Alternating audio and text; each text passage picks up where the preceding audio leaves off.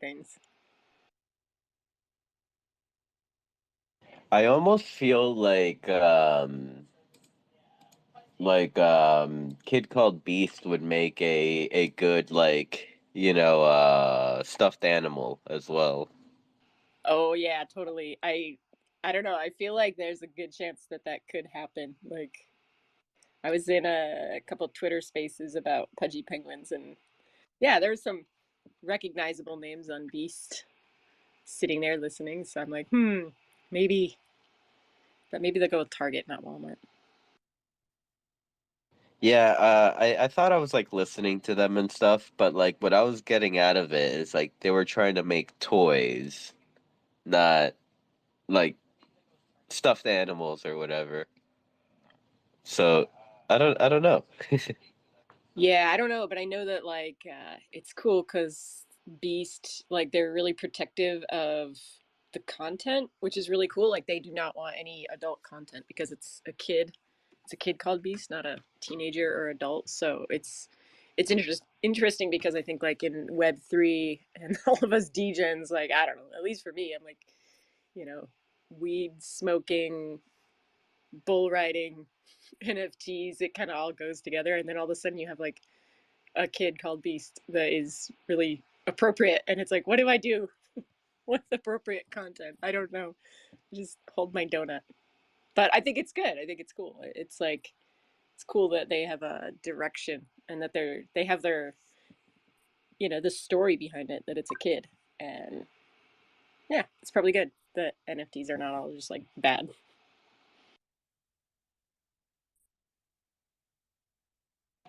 Hello, Brandon. One exist. Dr. Drip, Jim, Fancy, what up, Zesty, Balin, Toxic Waifu, and Virtual Land Manager. Good to see you all.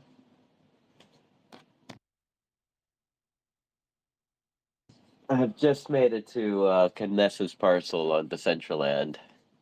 Feels good to be king on top of the head of a kid called Beast holding a donut.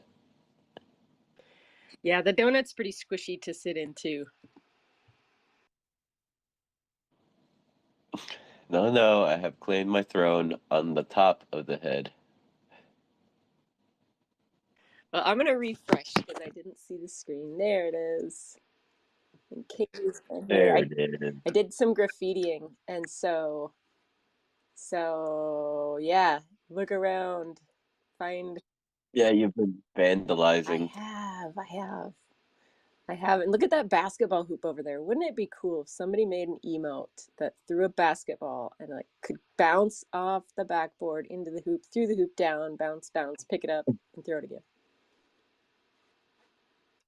That's a smart wearable basketball. Yeah. Think about it, Canessa. You could create Oh my this. God, my brain is melting. My brain is melting trying to figure out emotes 2.0. Um, I owe Issa so big. She's so sweet, and I'm like, I don't get it. I'm trying, but it's so hard.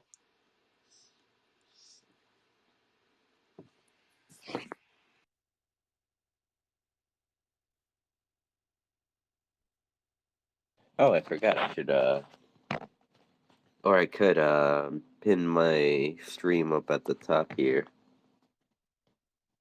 so that everyone can watch, or at least anyone that joins that doesn't know what the Central Land is, they can get a kind of like a glimpse. I don't know. I keep fucking up.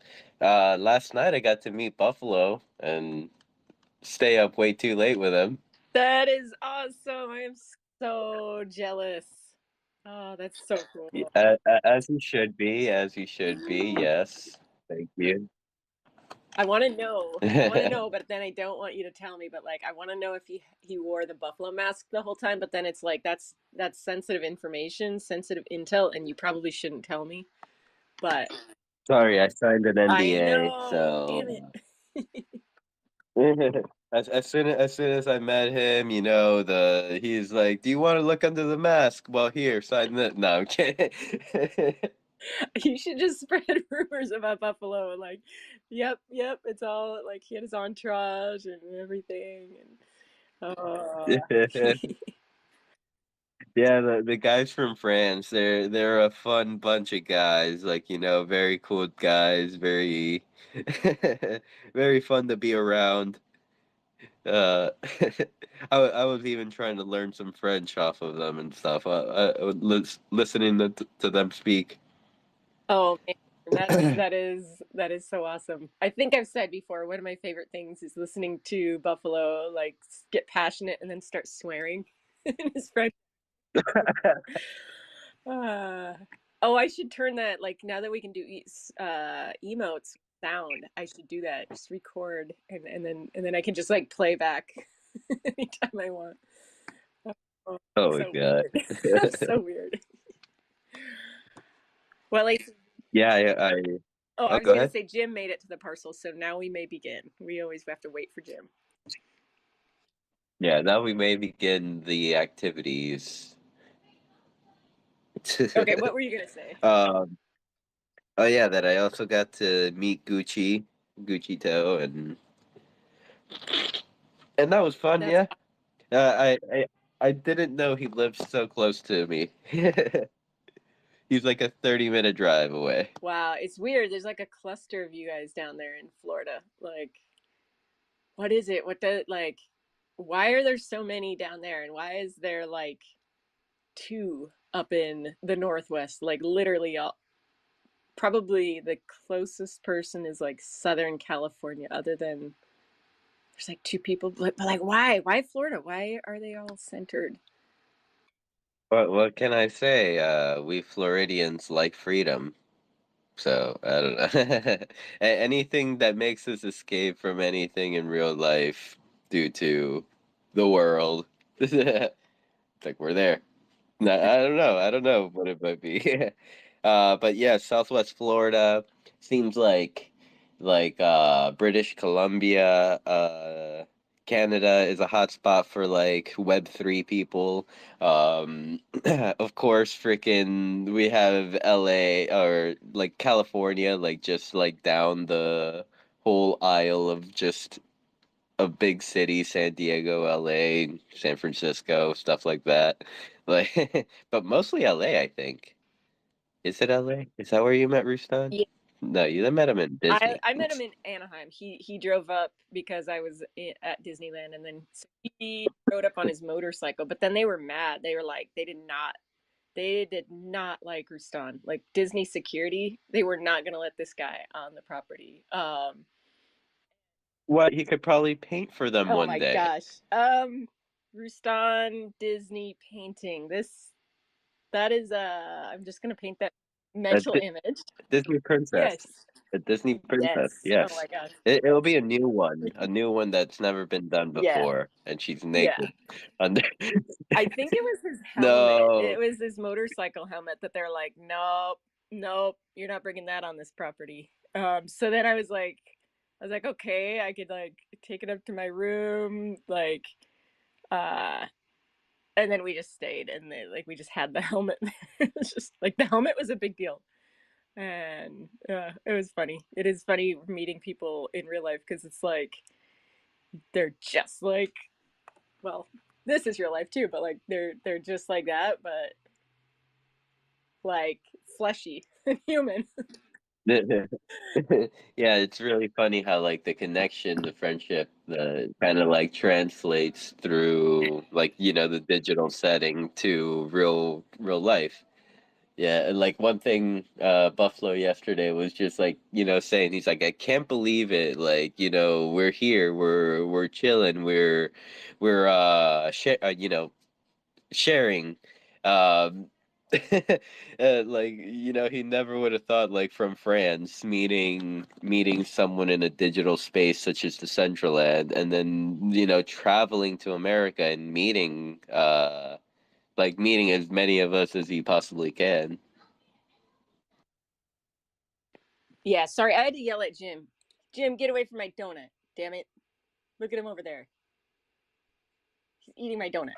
Uh, I oversee the beast, and I guess he could have a sprinkle Oh or man, how two. does he not shank himself with those kunais knives? Jim's talented. Okay, I scared him off. He is a Oh, breakfast. I scared him off. But yeah, okay. So I digress over donuts so bad. Yeah, you're right. Like it is a mind trip to like to meet people because then you have these mental, we like form a mental picture. One thing that surprised me about Rustan is like that dude eats really healthy. I was already have a beer and a burger and like let's party. And he's like, I think I'm gonna get the poke bowl and no dressing on the side. I'm like, oh, okay, like we're healthy. That yeah, I'm gonna be healthy too. Totally gonna be healthy.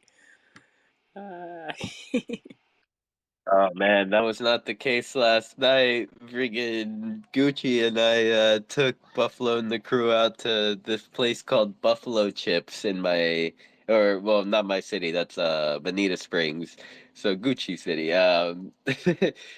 Like that place has been around since like the '60s and shit like that. Like it's got like long history. And so yeah, we took him the buffalo chips just because of name, convenience. He took pictures with like a bunch of with the buffalo up above, and took pictures all around the restaurant because it had like a bunch of like like souvenirs and like memorabilia and stuff like that.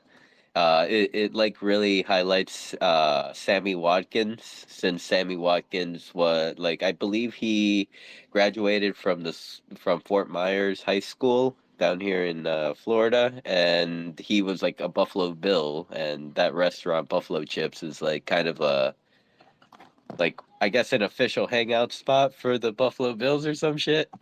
that's so cool for Buffalo. Like I want to like take him to the like I know he's going to Arizona, but like could you imagine hitting all those places like Buffalo Bills and take him to a Bills game like and then take him to like Arizona, take him out in the desert, be like here, stand here Buffalo, I'm going to take pictures in this desert wasteland like Yeah, he actually is. He's going over to Arizona and meeting Shelly and Dina. I know and then Cali and I'm like I was like I should just fly down. It would be quick. I could just shirk all my responsibilities in life and go meet Buffalo.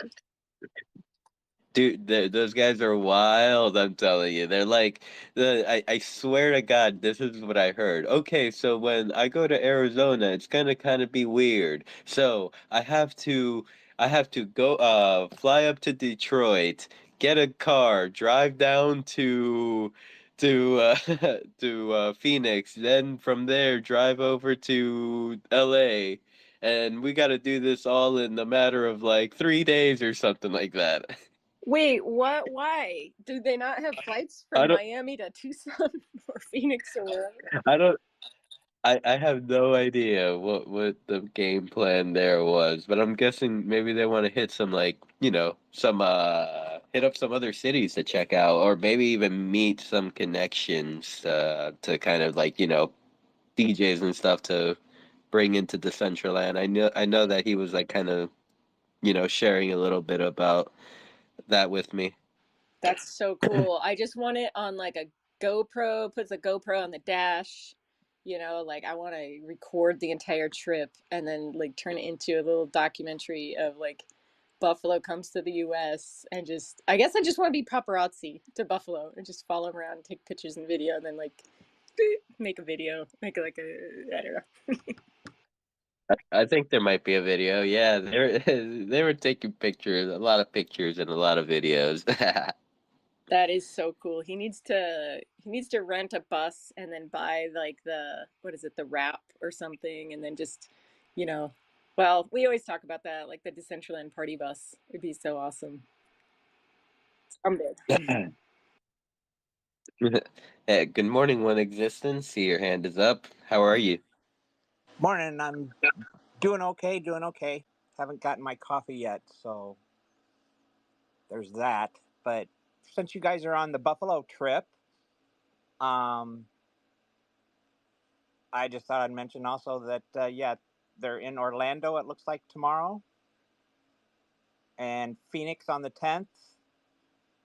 So, in case anybody's interested, these are all listed on the events page. If they got anything non DCL related, I guess you'd probably have to check with them.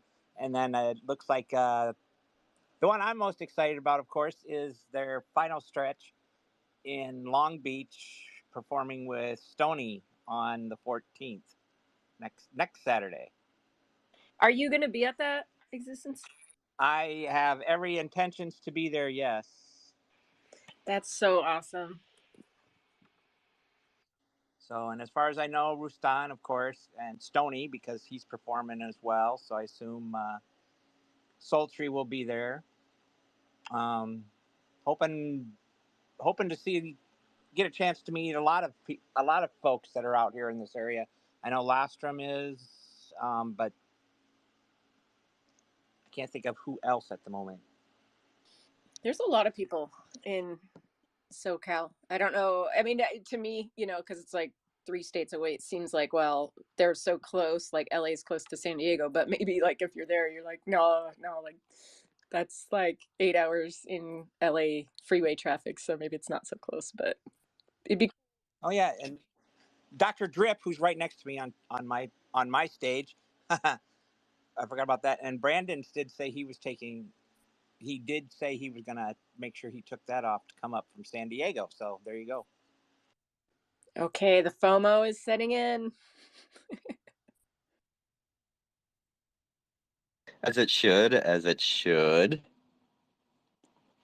So you're gonna fly out there, Kanissa? I could. I mean, I could just, yeah, I could fly down, fly back up. I want to. Oh, but then, yeah, I don't know, real life. And then this thing called money gets in the way. Oh, Ah, yes, the dreaded money. because teachers make so much. So,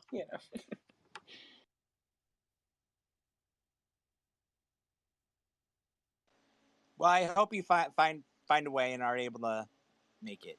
That would be cool too.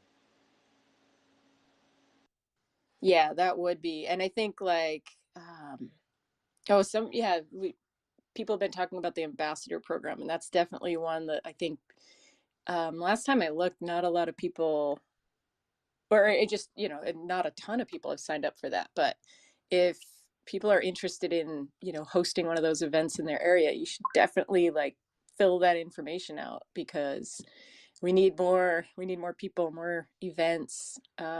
It'd be cool to see a lot more of that, like the hackathon. Like I don't know, like not just. I'm trying to think of how people would do that, not just NFT events, but like hackathons and like different, I don't know, different events in different areas. But it's cool that we have that as an option now. Yes, and they're especially looking for a wide range of locations throughout the world. So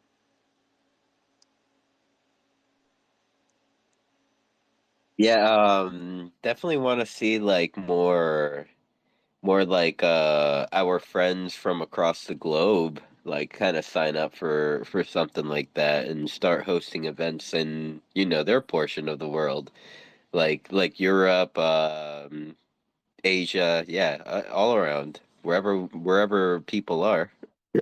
Romania, hint, hint, Fallon down Oh, there. we do have Romania, yeah.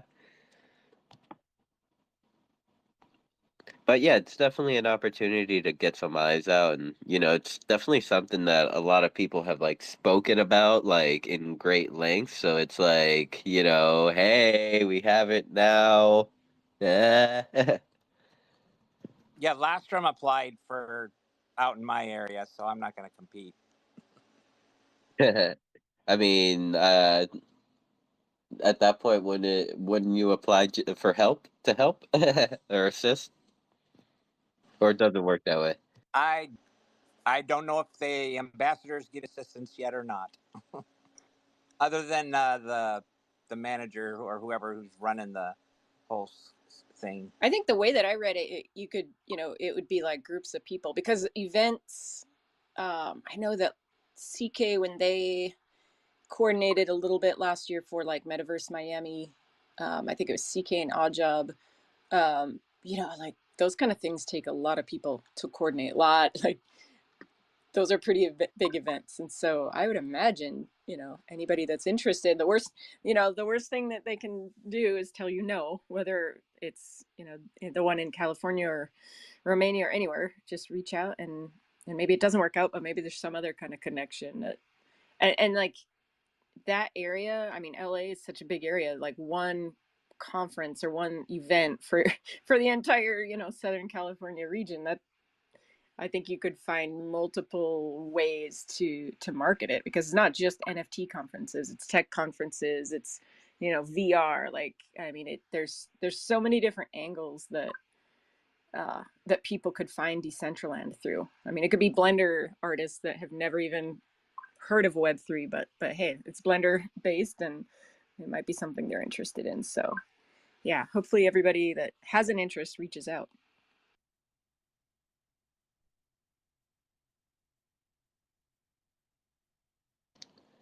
It's definitely an opportunity. I'm happy that that's that's a thing.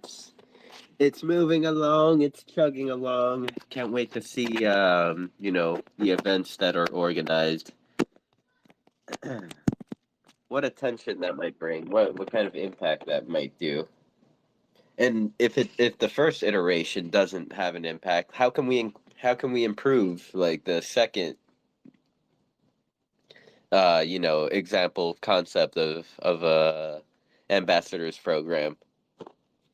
Well, and I think it'd be cool to Right. have like some way, and I've talked to some people that have tech around this, that have you get like a RFID chip or some identifying token at the conference, and then you come in world to exchange it for an NFT. I think like that would be huge for getting people not just to see it at a conference and they get the free t-shirt and the free bag, and then they go home and they don't think about it again, but like getting them to the point where they actually have to get in, have to create a wallet, make it so that like as much stickiness around it as possible, like that they're going to come back because they get this thing. And it doesn't have to be a wearable NFT, but it could be, I mean, it could be something else.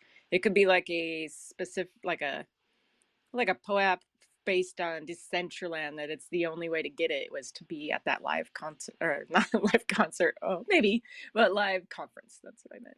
Concerts would be good too.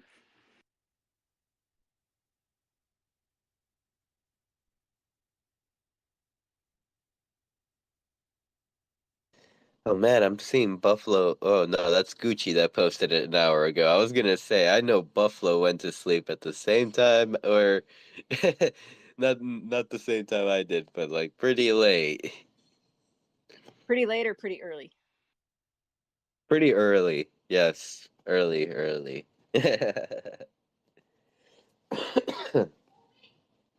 Hey, what's up, Nick? Good to see you. Frisky Bumblebee, welcome. Welcome, Goldilocks. EPD Rabbit, hello. Very, very nice to see you. Who else popped in? Okay, we have Formosa, Brittany, Plotsky. Happy Saturday, everyone. Thank you for being here. If anyone would like to come up and bring up any topics, about either Decentraland or ask about Decentraland. What is Decentraland? Why are we here? Why are we sometimes angry and why are we other times joyful as butterflies? All the answers lie up here in this speaker panel. Because Canessa will answer all of it for you. Yes, I will. And if I can't dazzle you with my intellect, I'll baffle you with my bullshit. I just waited. I have not heard that one yet. Oh yeah, that's been my like motto for 20 years.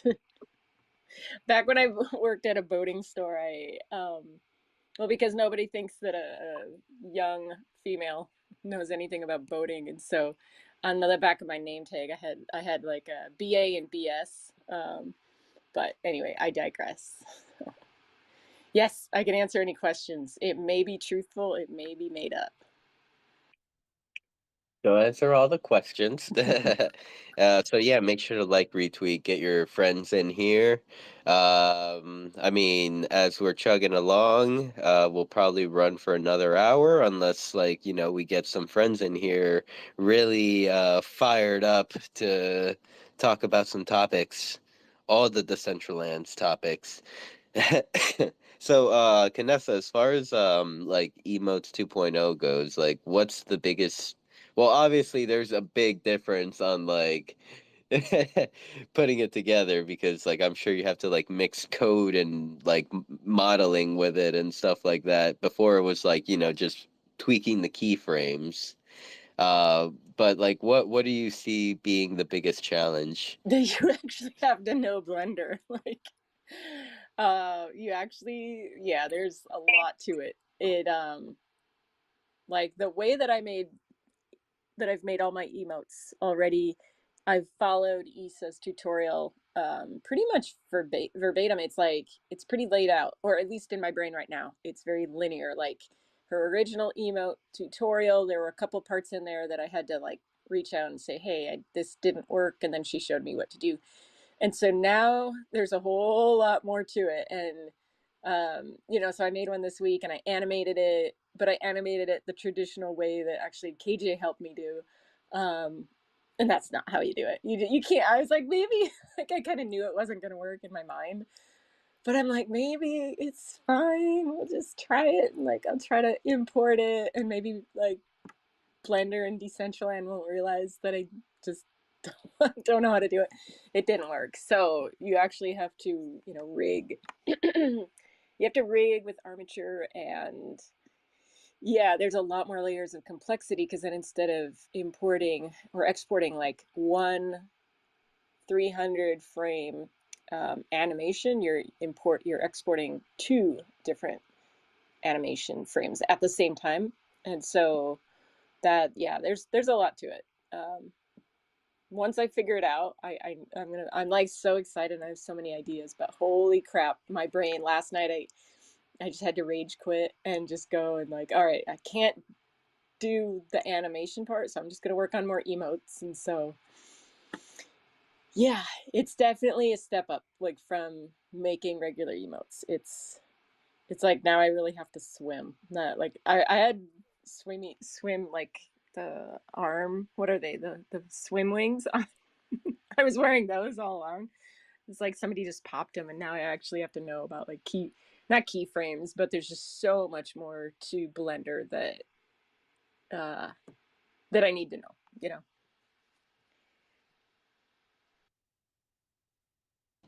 I want KJ to make my first smart, well, I'm calling it a smart emote over here. My first emote 2.0. Yep. It involves cats. I need KJ. I need KJ's expertise when it comes to cats. There is gonna be like I'm so stoked. Like my brain cannot stop thinking of these emotes, and I like really I want to go back to school. I want to go back to college or whatever. I don't know, like just Blender like 5000.0 because I can see now where if you're an animator, like a good animator, you can, oh my gosh, you could just, the sky is the limit. Like, I don't know if everybody else is thinking of all this stuff that you could do with it, but I'm like trying stuff out, even though I know I don't have I don't have the skills to do it, but I don't know. I'm like, okay, would this work in theory? And so then later those skills will come, hopefully. One exists. It's not emotes 2.0 related, but it is new feature related. Um, I'm wondering if anyone else has had issues with the hands wearables. Um, Punk Pink just put out or a legendary some gloves, and I think there's another set of hands that came out recently, and even Dr. Drip's the Rave gloves. They all don't form completely. Yeah, You see. that's that's Okay. the so like the old upper body wearables, and I feel like Dr. Drip could come up here and like explain it better, but it's the old hand body because our illustrious Doki offered to cut hands off of anybody that needed it. And it like brings me back to like the Quentin Tarantino movie from the 90s where they're like somebody voluntarily cuts his finger off. But like what the artists have to do is go back and cut the hands off of those old wearables and then import the new and doc, give me a thumbs up if I'm or thumbs down if I'm saying it wrong. Import the new hand model, and that's why a lot of the new wearables work with exactly like the punk pink hands. The other day when I took pictures, I like had to try on a bunch of clothes to find ones that had the hands already chopped off. And so it's kind of frustrating because here's a giant change on the platform, but unless the creators are active right now and going in and like changing their wearables, the new hand category, those are going to be unusable with, probably a significant amount of the wearables in Decentraland because most creators could have moved on. Doc is coming up, so you can. Okay, but it's because of the outfit I'm wearing with those Yeah, because gloves. try It's not something. because of those Yeah, gloves. try something else on. Like one thing I know. Oh gosh, what is it? Trying to think of some that work. Hey, Like good morning, everyone. I got something to add for that. yes, please. So you could try any of my upper bodies because I went and I updated all of mine the very next day after that dropped. And what happened was there were a few features that they launched. They launched a brand new avatar that actually has improved joints. If you guys have ever seen, I guess emotes that warp the body a little bit too much, or maybe just a normal emote, you did a certain picture, and maybe someone's wearable. Here's another example. Maybe somebody made a wearable and they cut too many triangles out of it on the elbow, and it makes like a really hard bend. It doesn't look like a normal elbow. They actually went and improved that. I think Issa is the one that redid that entire armature, that entire model. And one of the decisions they made was to chop off the hands just like the feet are. Like the feet, there's on that model, it's a foot that's detached, and you hide that foot and you put a shoe on there, let's say. So they wanted hands to be the same way so that there was a slot. And of course, it's kind of a major update.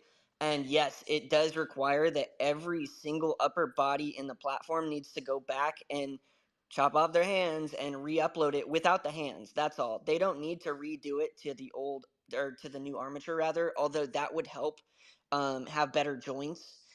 So some of mine I did kind of redo so that they bent better and would react better to new emotes. But that's kind of the story. What happened? It was kind of a bunch of different things rolled out, and they kind of, since the community was so bold on demanding hands for so long, they kind of shoved that in there with that new and improved armature.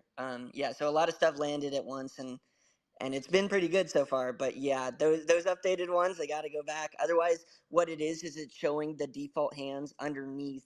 It like stacks on it, and it'll actually z-index fight with those hands. Go ahead. One exists. Okay, thank you. I wonder then, because they specifically on my the Ocean's Moonlight dress I did with punk pink. They actually put it in as I couldn't mint any because it was like in review. They automatically put that one in review, and they said they just asked when I asked about it. They mentioned, did I want to fix the hands? They didn't do that to like my first one, the hoodie. Right. They have new I'm wondering. guidelines that are requiring them to, starting now, anyone that submits it, they're supposed to say, stop, you got to chop off the hands at the very least. So they're supposed to. Sometimes people are still getting them through. Like literally, there were some for these new events. I want to say I don't know. I'm not even going to call which one I think it is because my memory is terrible. But some new ones are getting through with the hands still attached. But all the curators are supposed to be telling people go back and cut the hands off starting after a certain time. I find it so just kind of frustrating because it's like I know there's some wearables that I have that are the creators. It was like for the Metaverse Music Festival in 2021. Like they're gone. Like I don't think they're gonna come back. And so I wish there was a way that we could like a almost like a board, like that's what we need is another committee, right? But like go through and manually change that. I don't know if there's a way or a way to disable it in the future, but it's frustrating because it was hard to find like some, the outfits to fit with that. I guess new outfits that we'll just have to wear that. But it also happened to emotes this week. Like, I don't know if anybody noticed their emotes. If you can see me in world, here's one. I found two emotes that, because of the rollout with emotes 2.0, it all of the emotes that were improperly exported now, you can see which ones were improperly exported, so they don't play the whole emote. Like this one, it's supposed to be the cowboy cheers, and it's just playing one. It's just going to the T frame, the T pose. Okay, but the next one I'm gonna do is like it's awesome and I hate it at the same time because they exported everything, and so if you can see it in world, my soul comes out of my body. It looks like Jim's soul is also coming out of the body, but it exported the base mesh on the ground too. So it's I don't know when they're gonna fix it. I reached out to both companies, organizations to tell them, but if I love this emote. So it's odd. There's gonna be a lot of like going back and fixing things unless they change this.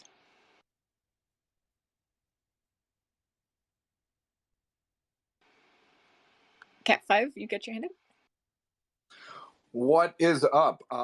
Sin, Canessa, Alan, Dr. Drip, thank you for having me up. Awesome space. I don't have too much time, but I don't know if Sinful has shared with you that this Monday I will be the guest on Beyond the NFT in Decentraland, live here on Twitter Spaces, live here on X, everywhere. And then after Beyond the NFT, I will be playing a DJ set. So everybody be there. It is going to be a fun time. Hey, what's up, Cat 5? And yeah, I'm happy you came up and shared. That was actually the perfect way to share that information. Good to hear from you, man. And so yeah, right after the interview, Cat 5 will be spinning some music for us. So make sure to jump into Dollhouse, everyone, or stick around after the show. Is there an event on the DCL events page that I can share right now? Or Yes, over the there is. Awesome. I'll go check that out. Yep, it's called Beyond the NFT. Unless it's expired, I'll look too.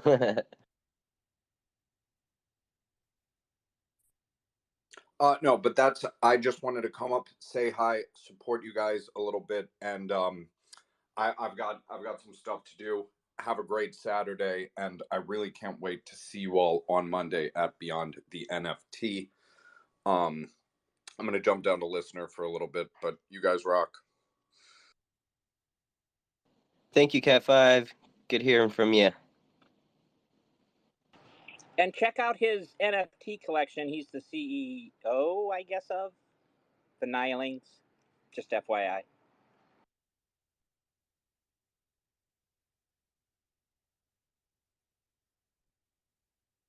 I know Sinful has one, and Lovely and Rustan have one.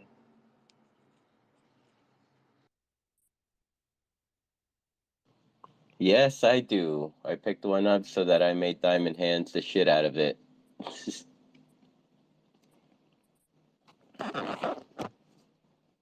Man, the emote talk was just so interesting when you were Canessa, when you were explaining like the weirdness of it all, the avatar coming out of your body with Jim.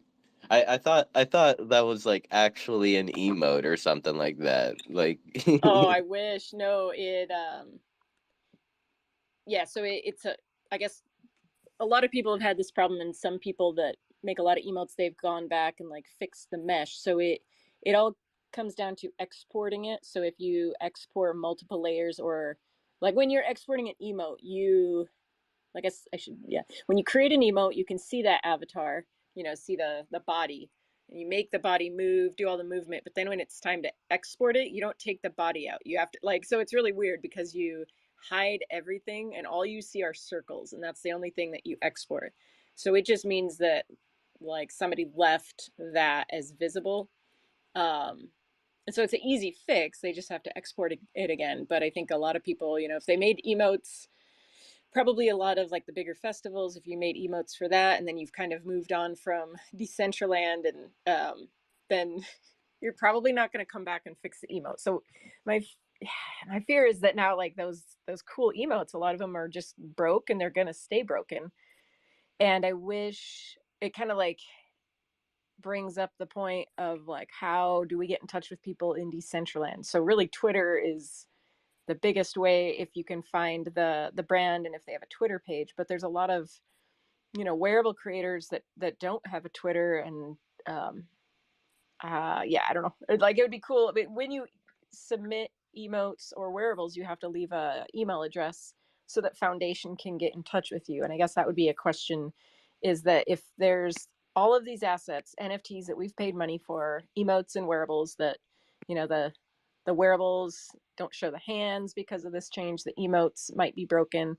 That if that's the case, then I would hope that the Foundation's going to get in touch with these, you know, creators, because if you paid money for this, it should work. I don't know.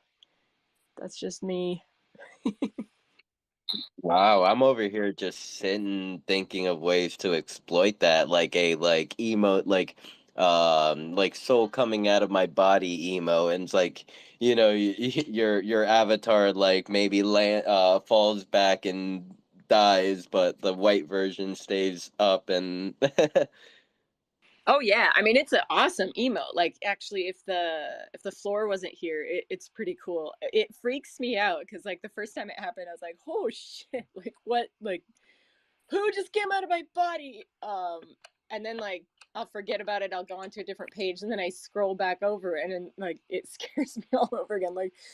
Like usually because I'm all by myself, you know, out like building, and then all of a sudden somebody's there, like right on top of me, like dancing around me. So it's good if you just want to wake yourself up and scare yourself. If you're like if you're as simple as I am, and that's all it takes to scare you, go for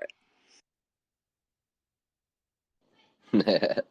And yeah, just want to give a few shout outs. I see Rustan has joined us. We had a nice loving kumbaya circle speaking about Rustan and the greatness of the Rustan a little bit ago. I see Juice Fit, kid called Beast Fam. Founder of BeastX Fitness.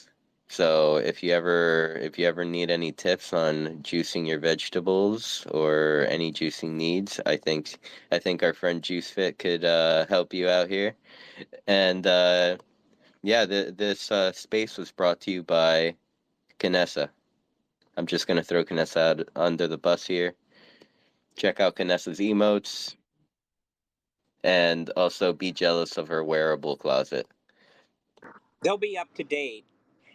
They will, because I follow Issa's instructions to the T, and so I checked. Hopefully, I checked all of mine, but now that we can add sounds, I kind of need a sound for the bong rip emote. And so I was thinking of having like a contest where the best sound Yeah. wins. I was gonna say, oh, Canessa, the metaverse is full of bongs and bong noises. Just sit in a Discord voice chat for like longer than 10 minutes and you'll just hear like a cheers. Yeah, but I want it to be competitive. I want to feel the finer nuances of the bong rip. Like I want you guys to put your heart and soul into this. Like, I want you to compete against each other. Who can make the best sound? Like, can you imagine Brandon Manis probably could make a bong rip That would sound? that'd be the deepest bong rip noise. Like Oh, and then he would say cheers. then he Cheers. would, oh, and it's a must. It's a must. The cheers has to be there.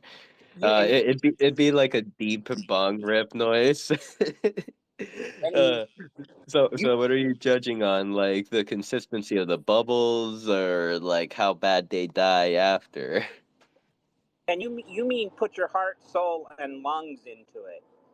That's right. That's right. Um, I think maybe I should put it up to a panel and then let you guys.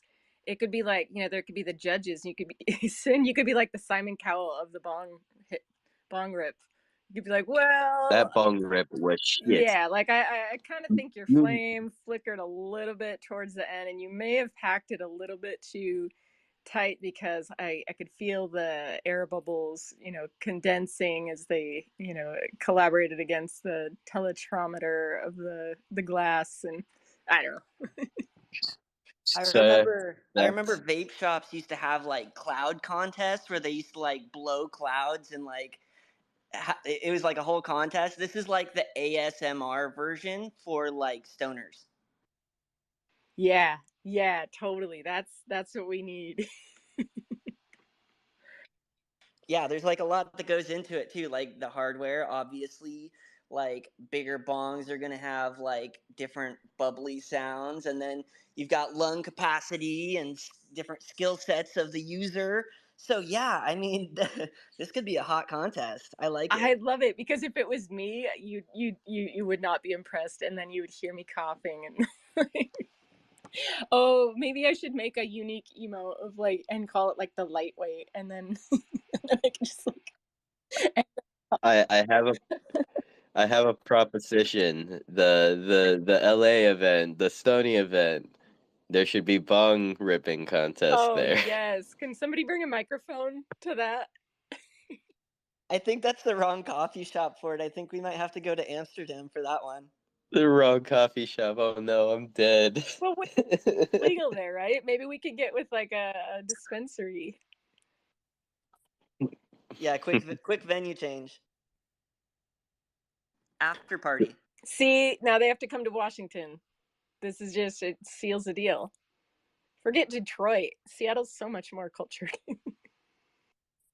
Laws don't apply like to like weed festivals or anything like that. I remember there was a time in Miami where it was illegal, yet there would be these like weed festivals in Wynwood, and like people would be like getting arrested for being drunk right outside the weed festival, but not getting arrested for leaving the weed festival with a bunch of weed.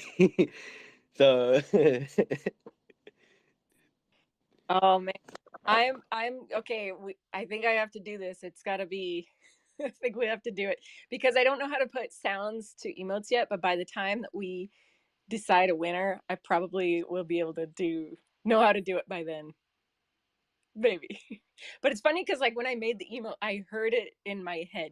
Like you're making the whole thing. You're like imagining it. You're like, the lighter flicks, all of that, and you're seeing it play out in your head. And so somebody would have to look at that. Oh, there's a science to it, you guys. They would have to make sure their duration of inhalation matches the animation. Boom.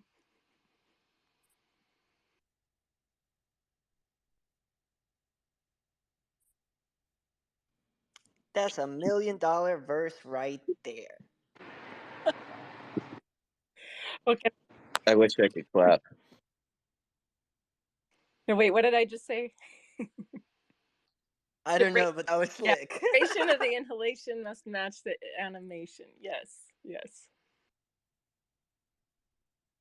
Famous I'm quotes. pretty good at coming up with raps because when you teach high schoolers that don't want to do their homework because they're going to be a famous rapper, so they don't need that, then like so many times I was like, okay, right now we're going down, like bust out a rhyme, like bust out a rap, and we'll see who can rap better. And then I always beat them and told them to get back to work. So I have moments. Okay, Canessa has a very, very vibrant and big vocabulary. Keeping that note handy. Don't challenge Canessa to a rap to a battle rap contest or anything like that. Nope, nope. Well, when you have to, teach high school English, yeah, I don't know. It was like a couple kids. They weren't very good rappers, so maybe I'm overflating my talents. When we should have a free mic battle in Decentraland. That has been like something that's just been up there for the longest time. I think it all comes down to like the way to execute it. I guess like I don't know if you could like make a mic where like you can click on it and then your voice will be projected to the entire parcel. But that would be funny. I remember like this was like probably back in early 20 or late 2021, early 2022. Dog like just showing up to like a little comedy shack on the Central End, and Dog Man is over there like singing his heart off like at the mic. No way. I guess you can do voice chat, right? I guess you could. It does work a lot better these days. It's been used more. I use it more. Yeah, I hear if you're on client, it's really easy to get it to stay on. Really? I mean, I know on browser it's like you hold T and press Alt or some shit, and yeah. No, sorry, I was trolling. They're still having the hot mic issue. Oh well, lol. Yeah, I'm not. Oops, I actually turned it on by accident.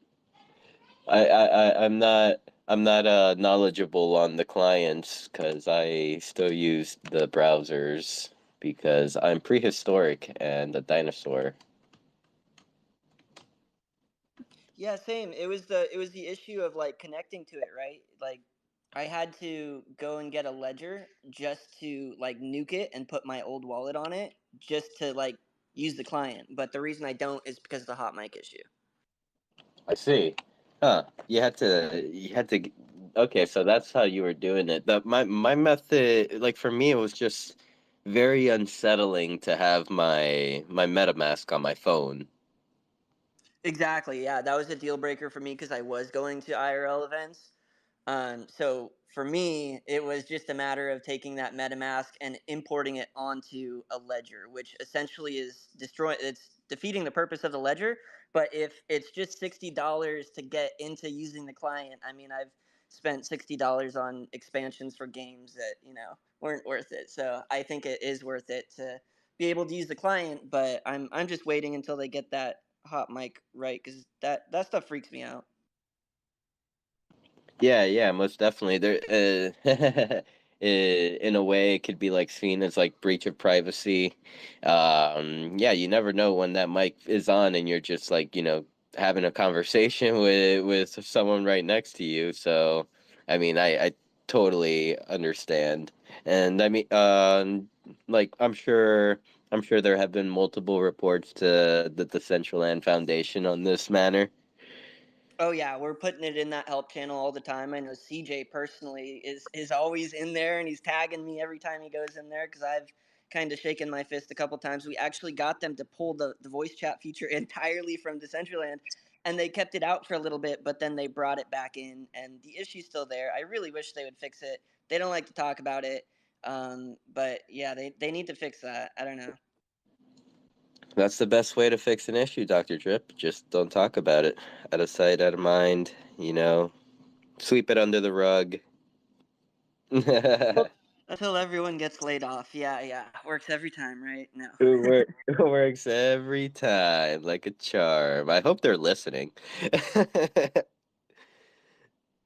Well, and it's funny how many, I mean, all the new users pretty much, or not all the new users, but so many of them when they come in, they're like, "Are you guys talking? Like, where do we talk?" And everybody wants to like talk with words coming out of their mouth, and we're like, "No, we just talk in the chat." Like, it's just funny that if everybody wants that, like all new, like the new users, why we're just so acclimated to not using it, which is good. Like, actually, there's a lot of my friends that they don't want to use it for a variety of reasons, and like it's cool that it's not expected to use voice chat because then they feel comfortable. Um, like their voice may not match their avatar, and that's like really cool to have a place where they can be who they want to be in the metaverse. But it, um, I don't know, like so there's like a balance. It should work. It should work, and then if we want to use it or not, like that's up to us. But if it doesn't work and we just don't have a choice, it's frustrating.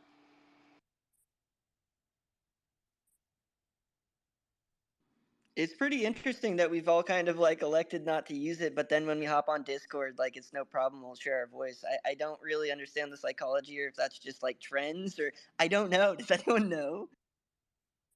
Okay, We're just hard yeah, headed. what's up with that? That's a good point.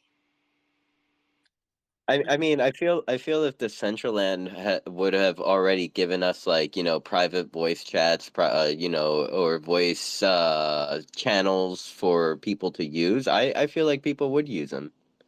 Maybe it's the proximity voice. Maybe it's because we feel weird knowing that like a lot of people can hear. It's not just directed at one person. So yeah, to your point, like if there were private voice lobbies of some sort, maybe we would use it more. That's so crazy to think about. That, like, I mean, it's fascinating to think about like the behaviors and behind that, like what we're comfortable with, and it's a problem that I think needs to be solved. Like there's a grant proposal for the Pixel. It's like the porn proposal, but I think like that one especially, there's a problem that needs to be solved, is like how to not kind of like, I guess, token gate voice chat. So where you could be in your parcel talking, but you're only heard by the person who's on that parcel, that they've bought an NFT or whatever the token gating mechanism is to be in there.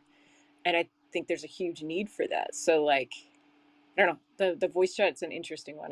I'm curious to see what how they see that looking up. Is that called spatial sound or something? I know in spatial you can create, so like a club, and in the dance area you could have, like a couch or something here and there, and you're able to actually reduce the volume of what's going on the dance floor within this a small area around that couch, so you could still be like enjoying the music yet have a conversation with someone in that area. And I mean, it's all right there, right within a very small area that you can reduce the sound within it. Yeah, we definitely need that because, I mean, even talking about like the university district and education here, because I know that the the U district, I guess I'll just call it, wrote that grant for developing, I guess, the logistics to teaching, and that's one piece of it, is like narrowing how the teacher accesses the students, and I believe that was part of it, is like somewhere in there, like token gating. I don't know how else to call it, like, but like narrowing down who can hear you, who can access the information. And so I could see that like it needs to happen. I don't know. Yeah, it's kind of funny. Like, how many parcels out can you hear voice chat? Do you guys know?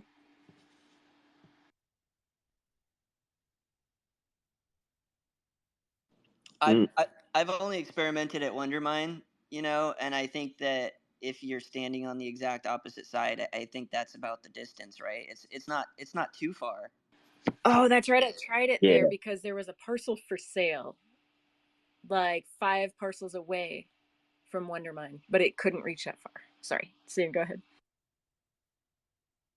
Yeah, I was gonna say like Genesis Plaza, like usually the people that are in the like the floating area upstairs like can be heard, but once they like jump down to under, they like start fading away, like on at the bar under, they start fading away as they like walk out the door.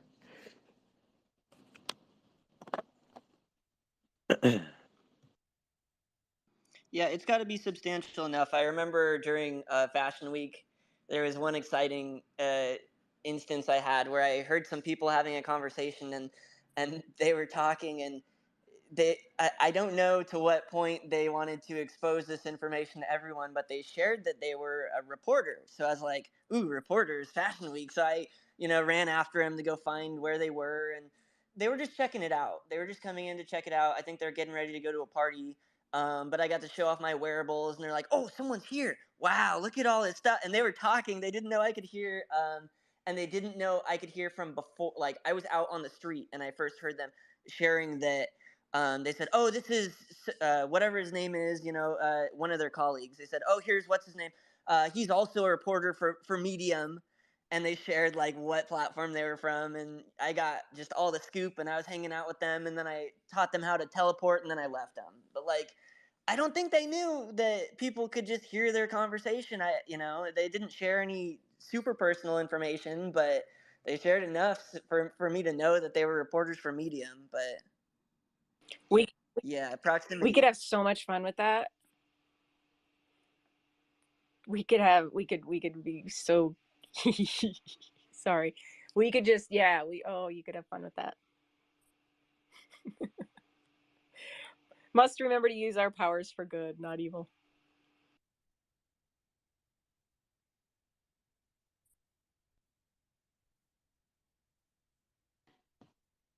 Looking at our comments and stuff like that, making sure I retweet the room. Well, we have hit our hour mark. What do you think, Anessa? Keep it going or kind of start to wind down? I think it's up to the the good people. So if anybody has something to discuss, if not, we don't have to keep going. Yeah. So I guess if any, Real quick though, I'm on in world with you guys, and if you can take a look at me, this happened at the Bit Bears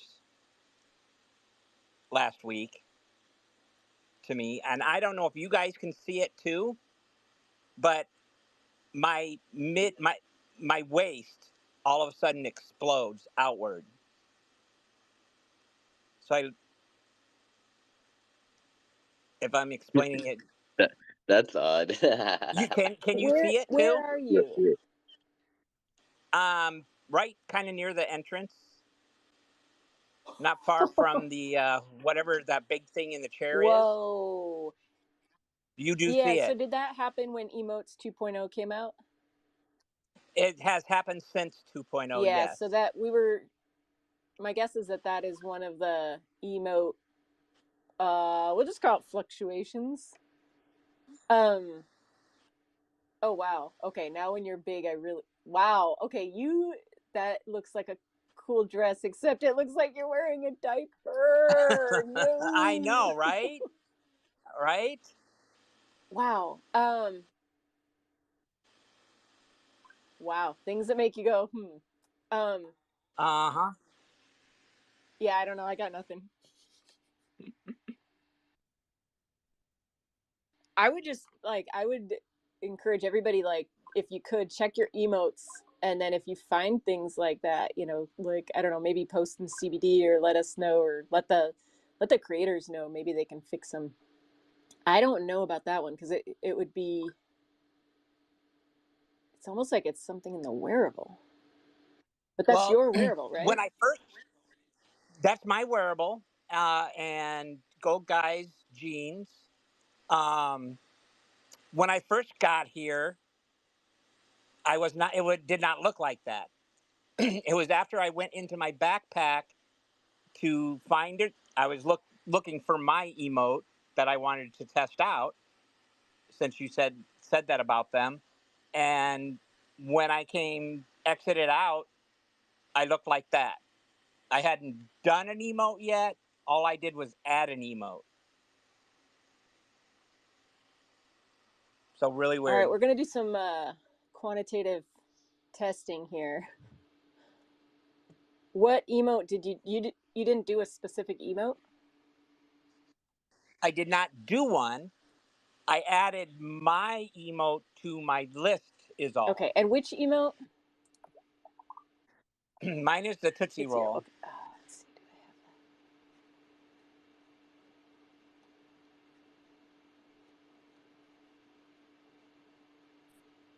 Well, I might not have that to try. Let's see if I can just add some other one. I switched mine with the poppers, and it goes back to normal. So I wonder if it has something to do with just my emote being in the backpack. Yeah, I don't know. That's a good one.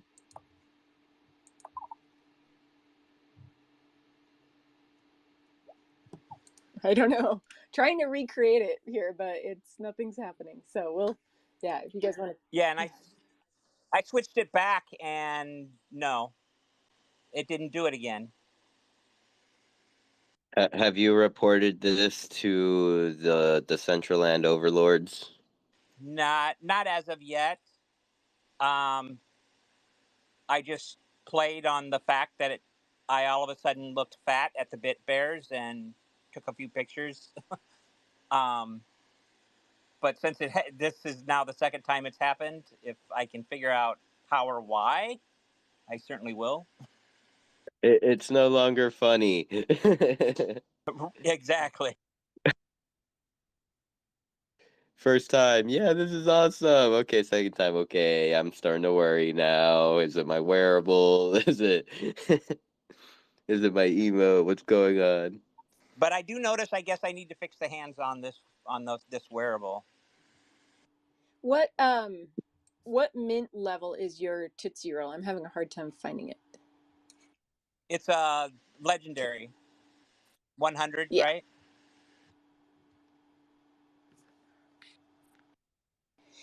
I know when, and I'm not a wearable creator, so Doc is still up here. You probably know better, but there's something when you create a wearable where it explodes. I know there's a name for it. AJ talks about it, but it like you know what I'm talking about, Doc. I'm wondering if it's like that because that also can happen in Emote 2.0.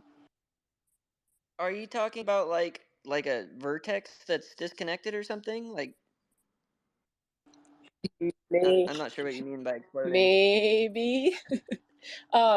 So like when AJ and I were doing research for like whether there would be a need for like documentations for our grant, we went through an entire calendar year in the wearable question thread in the main main DCL Discord, and I counted up every single question that people had. There were 350 questions asked in 365 days.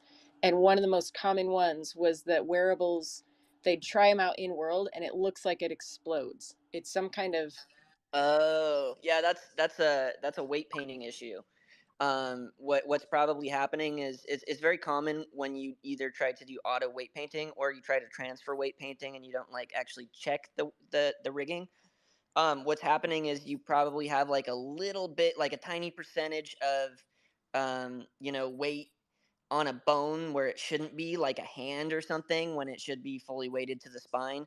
And so you go in world and the hand moves and it just rips the spine out into the sky. And all you have to do is go check each of your bones and make sure they're all set to 0%, except for the one. And sometimes you do need multiple bones weighted, but it's not common. And yeah, you'll know right away. That's usually what it is. If it's not weight, then sometimes goes into something deeper where you could be using the wrong armature. There are some glitched out armatures that exist out there. Sometimes setting transforms helps, but just using the right armature, using the most recent one will help with that. And the way that you know you have the most recent one is the hands are actually disconnected from the upper body. Okay, so that's all on the armature for a wearable, right? Not an emote wearable? Or not an emote Right. armature? Sorry. The emote rigging is different. I haven't spent as much time with that one. But yeah, they have a separate one for that. That's probably the one that you use with all the IK and IR connector little rotator cuff things. Yeah. Yeah. Okay. Does that make sense? Exist? It doesn't. So I just want to interject real quick. I'm sorry. It doesn't make a whole lot of sense. So first of all, I can't see what you guys are seeing. But if it's something that came and went, that sounds weird. It kind of sounds like a glitch. And you said refreshing or trying to make it happen again didn't work. That doesn't sound like a weight paint issue, because the weight paint issue would happen every time. Gotcha. Okay, well, I'm waiting for the Tootsie Roll to get dropped into my backpack from the marketplace, and then we'll be able to to try again to recreate it and see what happens.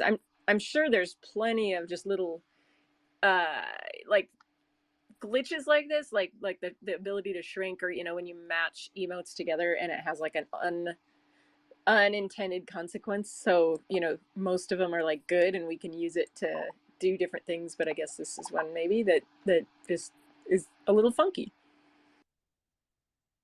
Also, I'm gonna just scratch my head and say something. I'm not really sure if there's any intelligence behind this statement, but what if emote 2.0 uses like SDK 7 and emotes use SDK 6 and there's some sort of compatibility issue? I don't know. I have no clue. I would say just what I've seen so far in creating emotes 2.0, it's just um there's just a lot more well there's a lot more moving parts. Oh, drum roll. That was a funny one. Did not mean for that to be funny, but there's a lot more moving parts. And I think just there's so many more ways to get it wrong. And yeah, I don't know. I guess I can't really speak until I know more about it. But I Yeah, I think we'll just be discovering these bugs as they come out, right? But I think if you can report it to help channel with like a screenshot or something, that's probably the first step so that they are actually aware. Because I found that if we don't report it, it doesn't get reported and they never know. And then 6 months later, we find out that they never knew about that one thing we thought everyone knew about. yeah, well, and that's why like maybe how about if anybody finds emotes that are broken, like hit me up or leave it in the general chat of CBD, because I've found 3 so far. I think all of the creators are kind of still active. But yeah, like I don't have all the emotes. I tried to buy all of them. I just can't keep up. But if you find one that's broke, maybe we could just kind of keep a running tally and then help. Help Decentraland Foundation, whomever, know which ones. And like, right, I think we could go to the original forum posts and maybe leave a little comment there. And I don't know if that would help the creators see that more easily. I just discovered a problem with Biometa's Bioman. Uh-oh, what is it? I have it on now. It's all black. Oh, that you're not you're fine to me. That one that happens a lot. And I think like if you refresh a lot of times that solves it. I don't know what it is, but I know that that happens quite a bit. You look normal Okay. on my screen. Okay. Yeah, that one's actually a texture glitch, and I've heard people smarter than me call it something having to do with something called the asset bundler, which is something that there's a lot of scenes that have been having these issues, and I guess they're trying to do some QA on it and get it sorted out. Um, but yeah, that one I've seen on the artifact shoes. The green ones look all blacked out, which there is a black and green version, but like all blacked out looks really sick.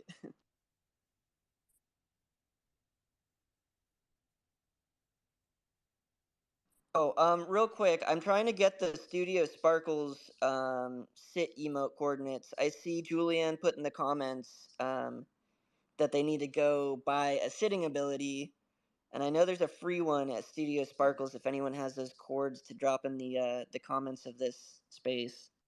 I mean, we do have VLM up here, and he's been very, very, very patient. So this could be a good time to even pass the mic over to our friend. Yeah, unfortunately, that emote is not working right now. The wallet that had the minting rights to that got compromised back in May, and I've been working on a more secure system that will that I'll be ready to announce more information on soon.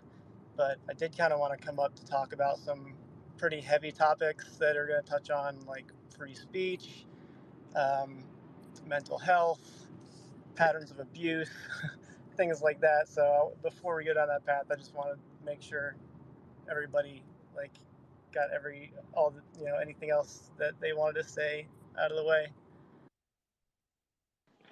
Thank you, thank you. And I guess maybe a final question on the city mode. Is there another way we can get it, like hit Studio Sparkle up or email address, social security?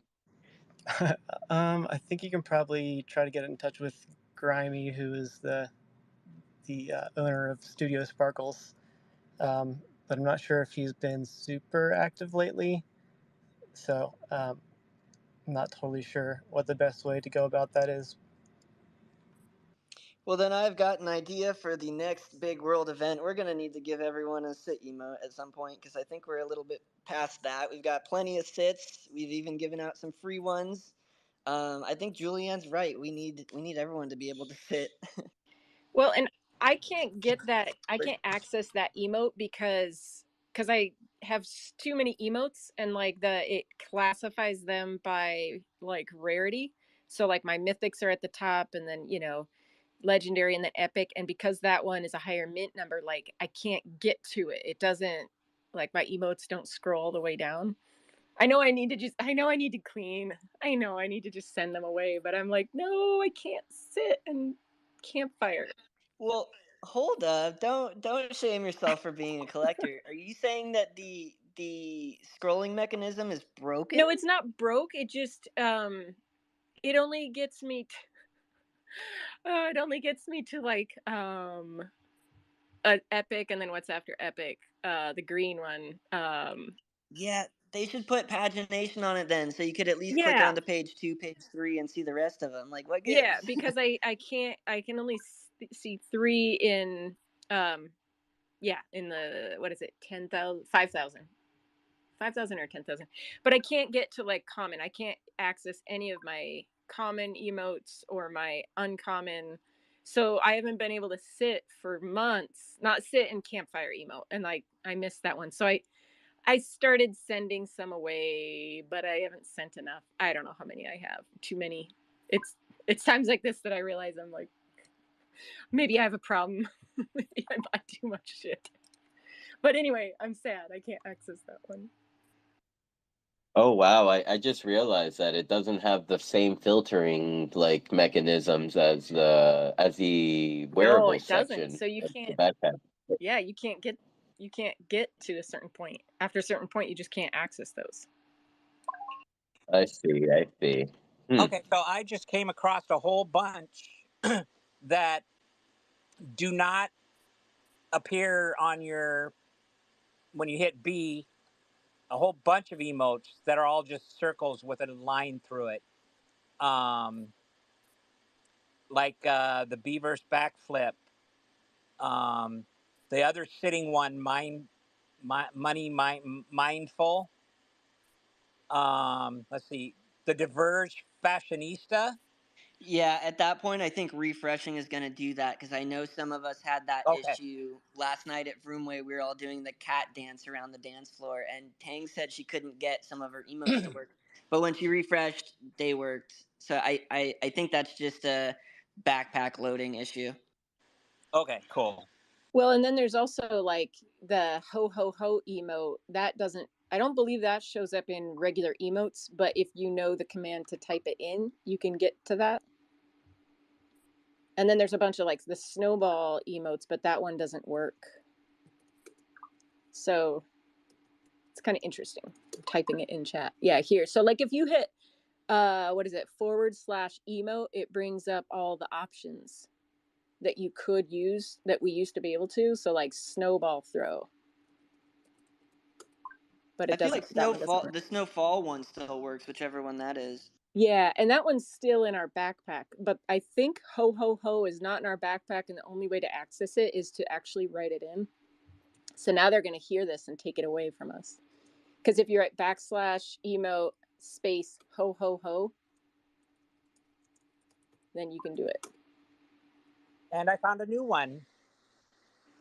So I have I'm a degen skin on, and I look like a ghost, like I'm loading in. And even when I put it on in the backpack, it I go invisible.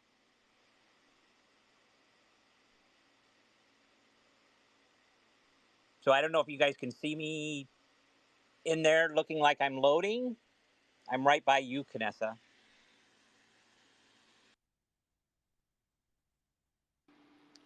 I do not see you. No, you just look like an alien to me. Okay, you see the green alien. You actually okay. So that might be like the biometa thing, which when I did refresh, that worked. You know I what guess we I'll, should do is let's do this because I know we got some heavy topics coming and I think it's worth giving it the time. Let's try to like hack all the emotes and maybe next week, let's during CBD, let's have a maybe an emote hacking space and just find all the breaks and like let's bring them next week and then I don't know if we can find little glitches like that and then like write them down because I think it's funny and cool. And that would give us a chance to kind of like write, equalize, like, yeah, write it all down, and then we can have all the information in one space. Let's see, Julianne just came up, and then onto virtual land manager. Julian? Hey, so say if I wanted to create a game and like have some like prizes be won, how do I like create the buzz around that? I mean, of course there's like social media, newsletter, but is there any like other places that people announce these things at? That's a good question. I mean, I think starting with like if you were going to have an event in Decentraland and then make an event page, like that's the probably start with that because then you can take that information, retweet it onto Twitter. If you're on Instagram, I mean, a lot of people to get the word out, they might do like a Twitter contest where like you can win, retweet, tag two friends, things like that are a good way to do it. You could even reach out to community members. You could let's see, reach out, say Jim, help me do this, and you get the free email, and then Jim, helps retweet. I know a lot of the successful like brand promotions in the past have done that, where you kind of do like a marketing campaign for a week, and each day of the week you have a different Twitter post, something like that. Um, yeah, that would be my suggestion. If anybody else has other thoughts, other suggestions of how to do that. Sounds good. Yeah, so I mean, it comes down to kind of what you're building, I guess. Because for an event, I guess that's a good place to start. Is just making an event page. Those get included in world. But if you're creating a game, I mean, it's obviously a lot slower in this current market. There's a lot less daily active users than there used to be. But I guess this is an appropriate question for me since I am community manager of Roomway. It was a lot different when we first started out. There was a lot more traffic flowing in from a lot different, I guess, sources. There were big marketing budgets by big brands like Decentral Games and Ice Poker, and they actually went through a few marketing people too. They had some really awesome reports of what their marketing did, and they came to the conclusion that that wasn't what they wanted to pursue. They started focusing more on partnerships, on collaborations, and Vroomway kind of followed suit. Lately, we've been producing our smart wearable skins that also give you vehicles to race with inside Vroomway, and now they are cross game. um, I guess they're multi perked items in other games. So playing in Wondermine with the Wonder Vroom vehicle, you get a percentage bonus for your materials that you collect, and then you come over owning that same vehicle, and in your inventory in Vroomway, you can now enable that vehicle. You don't need to actually equip the skin or anything. It's just a matter of having that token. And collaborations like that with other games has tapped into their daily active users and at the same time shared our daily active users. we literally stopped fighting people and got kind of on board with other games. We've staggered our competitive seasons and the activities that we have for our racers so that they can play other games as well. They don't need to pick and choose like, oh, I have to pick if I'm going to participate in Wonder Mine or Vroomway. We kind of share the space, and it makes it so that the same players can enjoy all the games. They're incentivized to by our collaborative perks items, and I think that in this space that's been highly effective. But I'd have to go back to, it's been a slow build. It's a slow process. I think that um, I guess the more that you show up, the more that you have a presence inside Decentraland.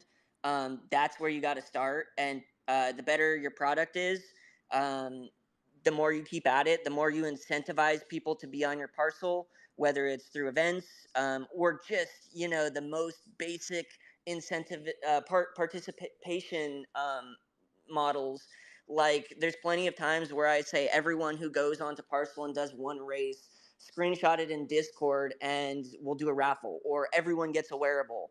And doing things like that, even though it's literally just paying people to go show up on parcel, like that's a start.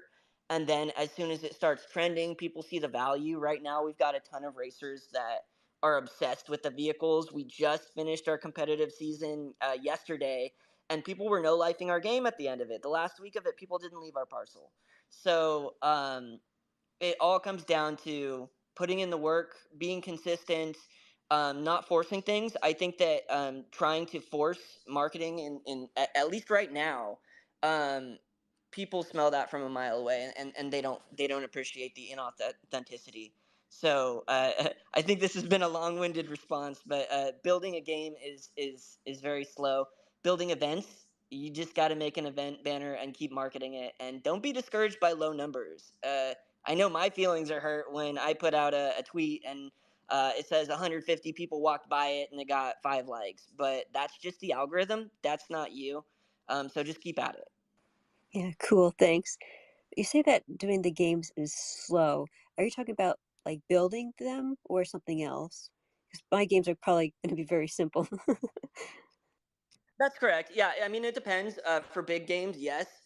We did have the Decentraland Game Jam this year. I got to participate for the first time. I did a solo project, and to be honest, I no lifed it for a week, for 7 days straight.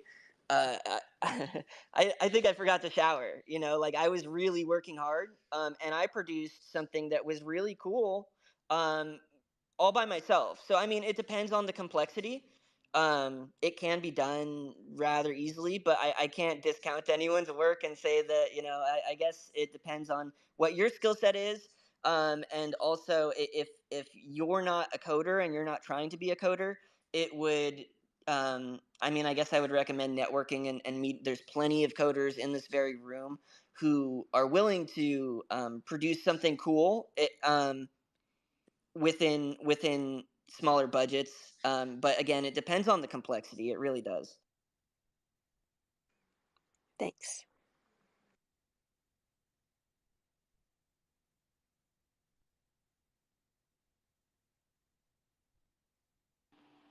And this awkward pause. No, I'm kidding. Um, yeah, thank you, doctor. I think like you brought up something, a good point of just this is the point where we're at in the bear market, and I think like some of us have been through a bear market or a couple bear markets, couple bull, well, a bull market. I don't know, like I was thinking about it the other day, and it just we just got to keep going. And one of these days, like out of the blue, some catalyst is going to come along, and I think it's going to change. And so we just got to hang in there. So Julianne, let us know, if we can help. You can also, if you're on the CBD Discord, we have a channel in there where you can announce your events. It's not in the main general, but there's one specifically for that. So sometimes just sharing it within the group of people, and then if we can make it, hopefully that will help. Yeah, and I guess one thing I'm thinking about that if I do something where everyone who completes the game, and then if you want to put them into like a place where there's a raffle, and then like maybe the people who like did complete it the fastest, like they have more of a chance to win something than everyone else. I mean, one of the ways I was thinking of doing that is if they had to like email something to somewhere, so then I could just get all the numbers and like know what their Twitter account is, and then just do like that way. But is there any other better ways to do it than that? Oh yeah, so there's actually some. We got a VLM on stage. There's actually some software. There's Atlas Analytics as well. Just little tiny snippets of code that can be included in your parcel, where it shows you all the addresses that step on scene. So there's actually a lot of manual methods that a lot of us used to use before we got sick with the coding, where you could just have a scene and you tell people to go there and take a screenshot and post it on Twitter with their ETH address, and then you go and collect all their ETH addresses. Some people don't like doing that, for various reasons, security reasons. Some are more, scary than others. But if you don't want to do that, you could also implement one of these code bases and have people go participate, and then you just log their addresses and send them manually. There's a lot of manual, I guess, engagement experiences that can be done. But yeah, there are some tools for logging addresses. We could actually, if you shoot me a DM, I can get you set up with Atlas Analytics. If you do have a parcel where you're deploying yourself, then that's something that we could get you set up It's with. one thing I was thinking that they have to get to a certain spot and then like take a screenshot there, so that I would need more than I would need not just them being there, but like that they arrived at the spot. So, or like if there's like a code there that they, and I don't know, email. I just trying to figure out if there's a better way to do it than that. Right. I think we used to do it the manual way, where it'd just be take a selfie, because by taking a selfie you're not copying someone else's picture and just posting it. You actually had to go there and show up. So for things like that, it's just a matter of getting creative on ways to prove what you're trying to prove. But yeah, if you'd like to share your ideas more, maybe we could flesh it out now. But I know that there are other topics to come up today. But um, if you'd like to explore this more, there's plenty of us that would love to brainstorm with you in Discord, general chat, and CBD. Yeah, maybe as I get closer, I could discuss it. Well, because I don't know if like doing the email way, and then it's like when you receive emails, they're like numbered, and then I put that into a random number generator. But I don't know. That could, if 1,000 people like do it, then it's gonna be like you know. Yeah, that's true. Scalability is something to think about. I know a lot of people do prefer Twitter over emails in Web3, but it's just a matter of exploring what's gonna work for you and just trying Yeah. something out. Yeah, and I would say, Julian, like another common practice is, or at least like for me, I don't encourage people to share their addresses like openly in Twitter. Like for the giveaways that I do, on land, I'm like DM me, and I know it's a little more time consuming, but I believe there's bots that go out and just sweep Twitter for addresses, and so it just I don't know, like I don't want people to get used to just throwing their address out there.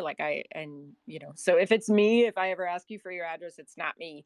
We'll do it in a DM. So but definitely hit us up on the CBD Discord, and there's a lot of people there that can help you. And sometimes these sounds like these questions, it might be a good place to like dig in a little bit more Yeah, deep. because I have like my one plot where I want to do my building, and then I do have even though I put a game room in there, and I have like a second plot where maybe people go to and have like some sort of game there too, or whatever I want to do. So just been thinking about stuff. I mean, I think I have a lot of structure done on the building, and we need to start doing like the pictures next, which may take time, but can be fun.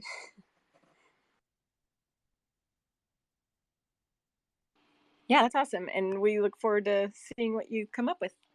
Thanks. And I think virtual land manager, you're still here. We're happy to segue onto what you were bringing up earlier. Sure. Thanks, You've got the floor. Vanessa. I appreciate everybody's patience, and thanks again for allowing this to be a space where we can come and be open and supportive of one another and kind of talk about heavier topics on top of, uh, I guess, more general, easier to talk about ones. So I wish I was here to give more information about Virtual Land Manager and how it could actually help with a lot of the stuff that Julianne is asking um, for advice on. But unfortunately, I feel compelled to come up today to dismantle a certain narrative that I have seen somebody, or perhaps maybe a group of somebodies, I'm not really sure, trying to spread about myself and my company or my project. For those who don't know me, I usually go by Unknower. And apologies in advance because I'm in the car right now. So if I rug or if there's background noise, I appreciate everybody's patience and understanding. Um, so to dismantle these narratives, um, the first one is that a knower got this big grant from the Decentraland DAO, and now he's finding a way or a reason to leave the community, and run away with the money essentially from the DAO. That is absolutely false. It's a, it's like not even an idea that really makes sense if you think about it. For me to work on a project for nearly a year, over a year, and to start providing it to the community for free of charge. I'm still providing that prototype to several people uh, at my own expense. For me to do that as some ploy to, I guess, I can't even really wrap my head around what the conspiracy theory is that I would, put all this effort into making an actual working product just for me to abandon it so I could steal money from people. I mean, it really is kind of an attempt at defamation, is how I see it. Um, so that's that. I'm not leaving. I'm not going anywhere. And another narrative that's being spread around is that I myself have a mental illness. And while I will often talk about mental health and it's the importance of being open with mental health and the importance of preserving mental health, I do not have any diagnosed mental illness. I do have ADHD, which is it's a psychiatric disability that has very negatively impacted my life in a lot of different ways, but it is not the same as saying somebody is not mentally well. There are comorbidities there. You could definitely argue that, but I do not have a diagnosed mental illness, and it's irresponsible for anyone who is not a doctor to be going around saying that about somebody. So there's that. Um, Now back to this idea that I'm leaving.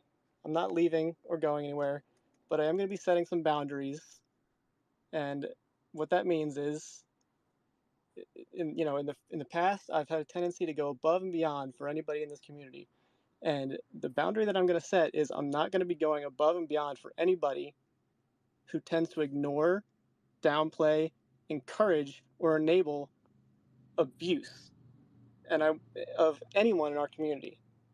And I want everyone to be familiar with a common pattern of abuse, very common pattern of abuse used by kind of narcissistic people, abusive narcissists. And that's this concept of reactive abuse. And what reactive abuse is when somebody continuously attacks someone again and again and again in different ways, trying to get a reaction from them. And then when that person finally reaches their breaking point and reacts, the abuser will then use that reaction as a way to turn themselves into the victim and say, "Oh, look here, this person's attacking me." And the really sinister thing is they're so familiar with this tactic that they will then go on to use it against their victim. So when the when the person who's being abused, whether it's through insults or harassment or defamation, when the victim finally reacts, and this person, the abuser says that, oh, look, this person's attacking me, the victim will then say, no, I'm just defending myself. And then, but, the abuser is familiar with that being the defense. So they will actually use that defense as well. So when they get called out on their behavior, they will continue to harass their victim by saying, oh, I'm just defending myself. I'm just defending myself. Every time that I deny what they're saying, every time that I tell further lies or try to make this person out to be worse than, anytime I try to justify my behavior, I'm just defending myself. So that's the type of behavior that we really cannot tolerate here.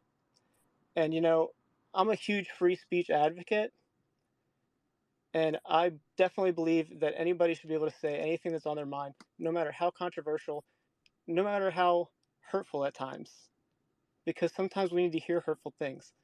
But when you cross the line is when you start trying on purpose to degrade people's mental health, or going as far as to talk about physical violence or your capability for physical violence. That is the point when we do not allow someone to have free speech. That is considered a crime. So I understand that in decentralized communities, we highly value free speech. And, we don't want to ban people at times for fear of setting a precedent. But I think we need to step back, and when we see patterns like this, we need to snuff them out.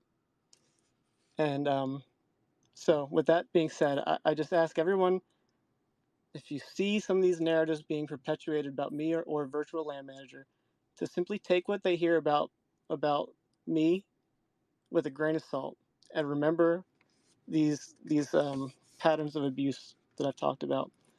And with that, I look forward to hearing more of what anybody else has to say on this, or answer any questions. Yeah, I think this is the first time I heard about this. I think from the outside, maybe my first guess is that someone got jealous that you got granted some money, but who knows? Yeah, that would definitely be a motivation. But, That's probably a good guess. Yes. it's troubling because when you kind of pride yourself on being someone who's always there to help people and wants to build helpful tools, it really just cuts straight to the bone when somebody's out there saying that you're mentally ill for defending yourself against their abuse, or things like that. Just trying to, in general, cast doubt on your good faith interactions with the community. So personally, I've just been really, really hurt by this. And I know a lot of people you've kind of here have already seen this behavior from a certain individual. I'm not going to even bring up their name, because then that's going to be used as a way for them to say that I'm defaming them, that I'm harassing them, etc., etc. But all I ask is that, we do our best to get rid of this kind of behavior, because this is really something that is turning people away from Decentraland. And if someone's mentally ill or not, making fun of them is kind of ableist anyway, so that's another down point for them. Absolutely. Absolutely. It's not a fair attack, whether it's true or not.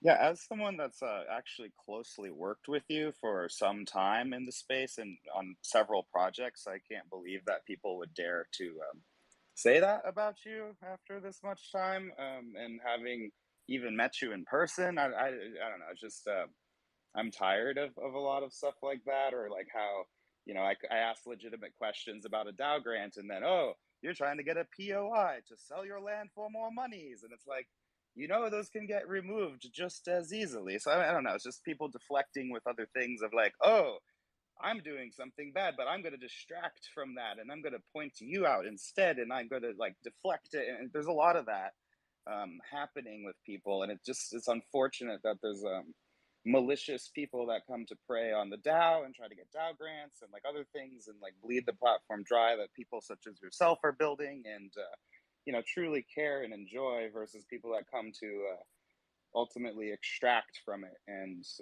I don't know, it's frustrating to hear that. I'm sorry that you're going through that, but just know that I've always been supportive of you with everything that you do, and I voted yes on your proposal, so good for you. Keep it up. Thank you, Zeta. And you're right. It's kind of hard to find where that line is. Like when does asking legitimate questions about a grant become harassment, and when is it just being used as an attack vector for an existing pattern of abuse? That's something we really need to watch out for. Is um, I think it's totally fine and legitimate to ask questions pertaining to people's grants, but when somebody who voted yes on a grant is called out on negative abusive behavior and suddenly all of a sudden seems to take issue with the grant, that should be a huge red flag to people. um, as soon as I brought up in a past proposal some of the abuse that was being sent my way, that I felt like I was being the target of, and to be completely honest, I have advocated for this person's free speech in the past because I don't think I realized how bad it was, and I think there's a lot of people out there that aren't going to realize it until it hits them as well. So, oh, that was a loud motorcycle. Um, Sorry, that totally threw my train of thought off. But yeah, I think there's a fine line to be found between asking legitimate questions about people who are abusing the DAO and the basically just using it as an attack vector, because grantees are expected to participate in the Discord server. We're expected to answer, I mean, we should be expected to answer these questions, these legitimate questions and concerns that come up. But for somebody to, if I'm being harassed by someone and I tell them, hey, I don't want to engage with you anymore, please just stop responding to me, stop responding to everything I say by saying you're defending yourself, that's really going to turn people away. And I feel like I'm a pretty strong person. Um, and, this is really tiring. It's exhausting to have to deal with this. And it's taking away time from actually building things. So, yeah, I don't like the idea of the DAO server becoming sort of a vector for attacks and allowing people to kind of force their way in to, uh, you know, harassing or defaming or insulting somebody they're because they know that if they just ignore them, they're going to be, that'll become a new vector for attack. It's, oh, you're ignoring us because you have something to hide, because you're trying to drain the DAO, or because, you know, this or that. You can imagine a million different ways that somebody could kind of abuse the expectation of us to be transparent. So I'm I very would agree with you on that because there's a lot of the DAO forum seems to be overrun with a lot of greed, jealousy, narcissism, and just not anything, like a lot of useless chatter. I would say the best description of it. And I'm personally thankful that I'm not held by a grant to have to be actively participating on there at this point, just because of how my experience was with it, where like it sucks to be like on the hook for something where it's like you had this cool idea, the community believed in you and the idea, gave you the money to do it, and it's like you're trying to build it, then all you have in there is people that are either envious or jealous that their grant didn't pass or something, and that they see you getting money and they're going to try to just be mad about it. It's just this really toxic, I guess, and it's not really like the whole 2021 energy of we're all gonna make it. Now it's kind of like cutthroat and just really I don't know, the energy has shifted so much that it's made me kind of take a step away, honestly. But yeah, I Yeah, feel for you. that's a good point. It's shifted from we're all going to make it to if I'm not going to make it, neither are you, which is incredibly toxic. It's I'd like exactly where it's gone. I'd like to add to that because as a grantee, I'm not responsible for making the updates. I'm also a delegate. I was delegated 500k VP from Esteban, and a lot of us delegates feel that was given, that granted us a duty to the DAO and to be active in that Discord. And I just want to say, I disagree entirely. I believe that I was given that to step in when needed, when there's corruption. I don't think that Discord is a good place. I think every time I go in there, it ruins my entire day, even if it has nothing to do with me or my project or my friend's project, which usually is the case. It's a lot of people just mad every day, not even active in the platform. They're not even playing the game. They're not in there.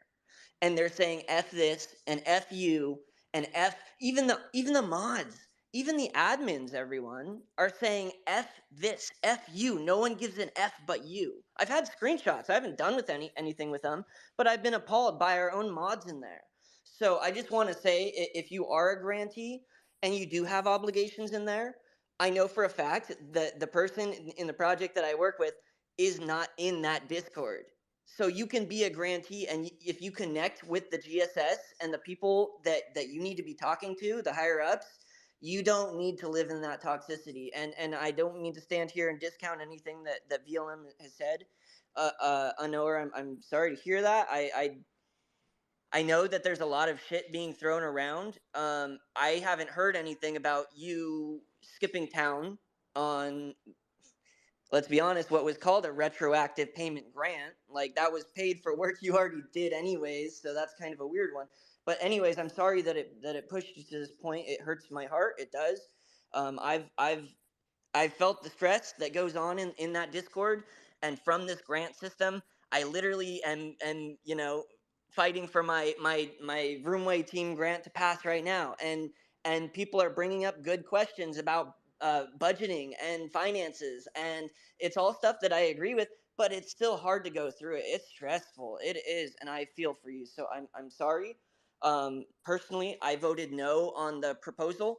It was to ban an individual from that Discord, which I think that's to be taken care of in the Discord, not in this doesn't have to do with banning him from Decentraland. And also, I wouldn't be for that. I'm not. This is a decentralized platform. There have been people that have made hate videos calling me really gnarly names, and those people, they're gone now, but they still had a right to be here and to say what they said. But the community stepped in and shut those people down. And I think that it's going to be important for us to stand up for our friends, and if we see something in game going wrong, to they haven't really given us the moderation tools yet that some of these other platforms have, where we could vote someone off the island for an hour or two, or longer if they keep doing it, or whatever these moderation tools are that we could have in our decentralized platform. We don't have them. So I think it's kind of up to us while we're in this wild west. But yeah, thank you for sharing this. And I was already taking rumors with a grain of salt. So, and that goes for everyone here. I think you all have a right to be here, no matter what your state of mind is. I'm gonna put it delicately like that to encompass everything. I think that we're building this together, and I think everyone's point of view is important. But if somebody has a problem delivering their point of view in a way that's good for everyone, I think that we do need to say something. But yeah, I guess I'm starting to mutter here. But thank you. Yeah.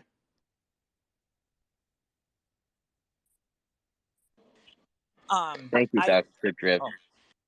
oh, I would just say, yeah, I think I need to follow suit there and just like dip out of that Discord, to tell you the truth.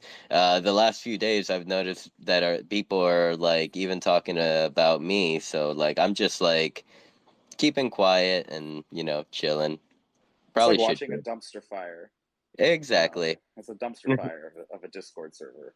And then Yeah. also the fact that it's like the platforms, even on the DAO, there's proposals. I looked earlier today. It's like a proposal to ban a specific user. Is like that really what the DAO is getting used for? Like, oh, we don't like this one person, and like someone's gonna make a post to ban this one person. It's almost like the person wants that to be happening, and then guess what? If you ban them, they can come back with an alias. It's like really, I don't know. I feel like there's lots of trivial things getting done that are not conducive or productive for the DAO or the space, and that Discord is kind of like a cesspool of like it's just so bad.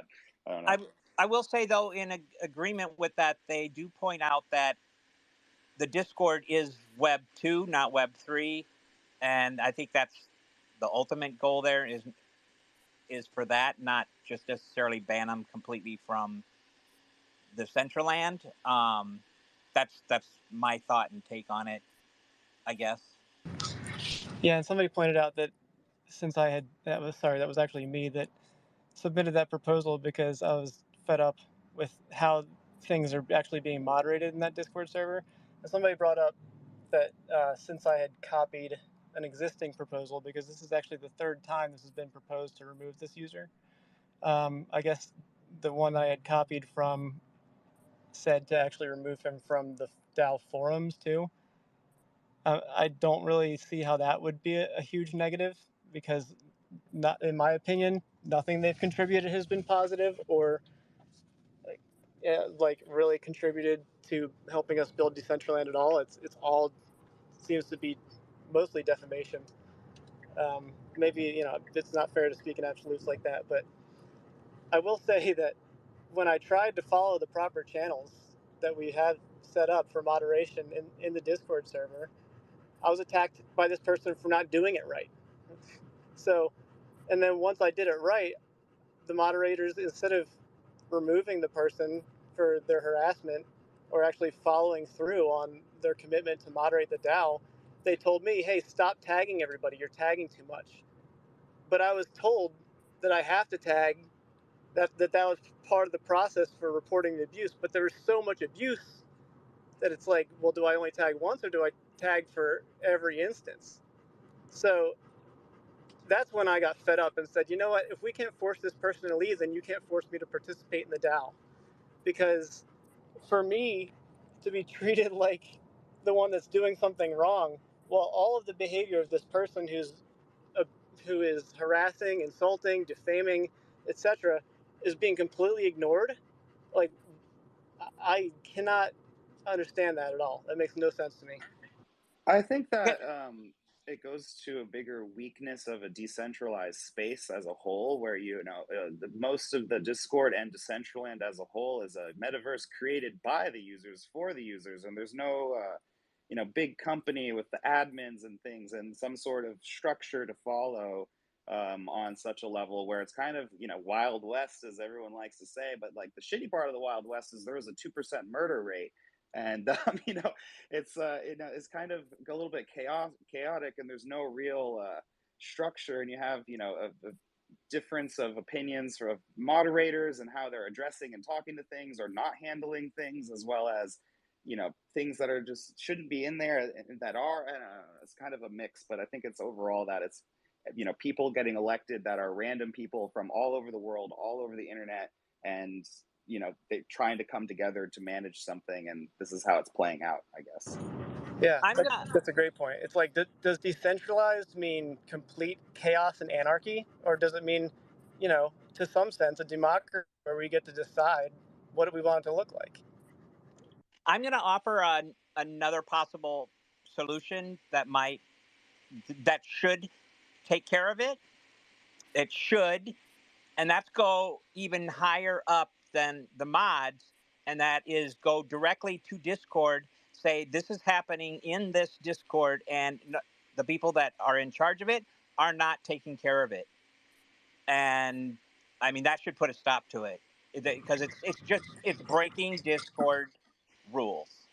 I Period. agree, and I actually have reported a number of things that have been said in my DMs and other places that were, violated multiple aspects of the Discord community guidelines, including, there's not supposed to be rude or vulgar or offensive language. There's not supposed to be threats of violence or glorification of violence, which, this person in question said he wanted to break his fist on Peanut Butter's face. Like, and then later on said, well, I don't actually have plans to, but if I did, it would be in like a fit of rage. Like I'd be just so overcome with emotion that I wouldn't be able to control myself. I'm thinking, that's not much better, dude. But yeah, I wish that the Discord.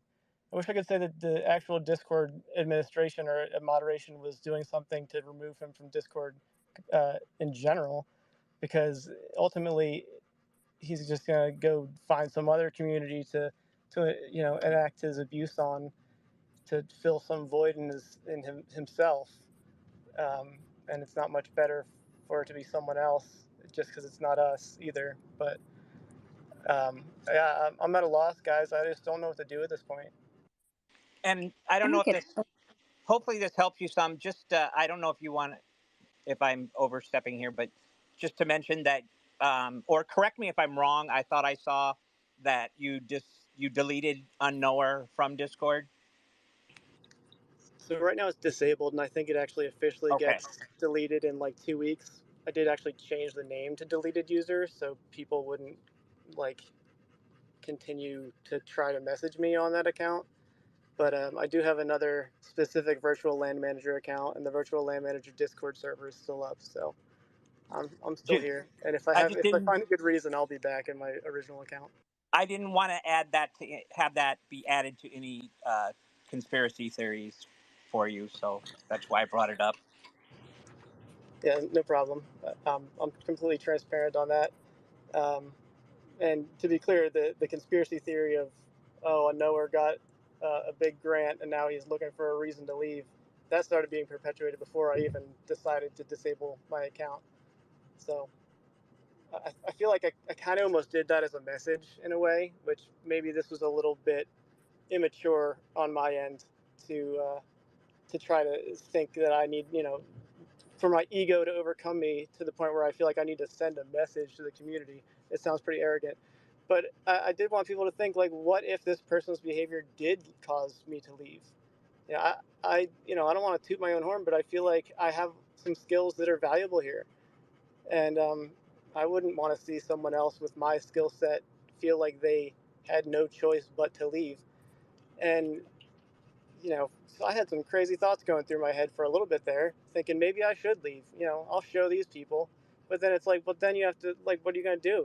You wasted all this time building this platform that you truly believe in, that's your passion project, that, you think could release you from the chains of having to, like, a 9 to 5, like, basically building somebody else's dream is what I've been doing for most of my life. And I finally feel like I've come up with an idea for a platform that could actually like give me some sort of purpose, and make me feel welcomed in a community, which I feel is unfortunately super rare. Um, but yeah, I'm just kind of getting too emotional right now, I I guess, mean, about it. I felt the same way, honestly. And I mean, as some of you may know, I actually sold all my land and I'm kind of out of it and over it at this point. And I've just kind of been doing my own thing and working on like mental health and all that other stuff and like going and touching grass or whatever. But it's been, I don't know, it's been good after I spent a lot of time doing the same. I had some people in here might know some of the stuff I've done over the last couple of years, but it's like I did a lot in Decentraland for a minute there. And, I just got burned out at this point with how things have gotten and how people have gotten in the DAO and Discord and just I don't know. It's not the same place that I fell in love with. I feel like, unfortunately. Virtual. Is this just one guy doing this, or do they have like a fan club too?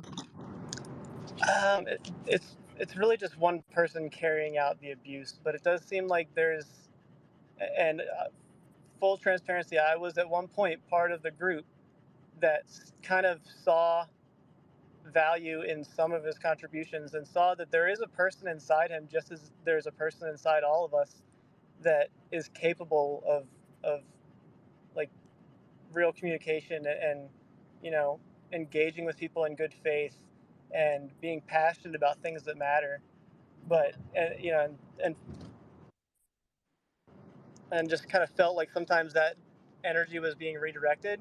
And if you look at that proposal, you can see I made a pretty strong effort to try to kind of shift his perspective a little bit and get him to think, you know, sort of almost I have a lot of Taoist beliefs, and in the philosophy of Taoism, there's not really the idea of good or bad. So, like, because good and bad are kind of always flip-flopping. Something that's bad can end up being good in the long run because it guided you to something better, sort of thing. So I've been trying to help this person with some of the philosophy that I try my hardest to embody in my personal life. But again and again, I was met with responses of no, fuck everybody in this community, fuck them all. I regret being here, and I want to burn every bridge. And I'm like, at what point do we see that and just say, all right, well then we'll give you what you want, Hmm. I mean, I don't know who it is or what the history of this person is, but I just wonder where it comes from. Well, if you go to governance.decentraland.org.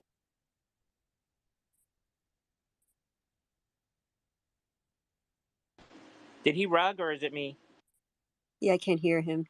Yeah, thank you, Rug. Yeah. What convenient timing, such a rug.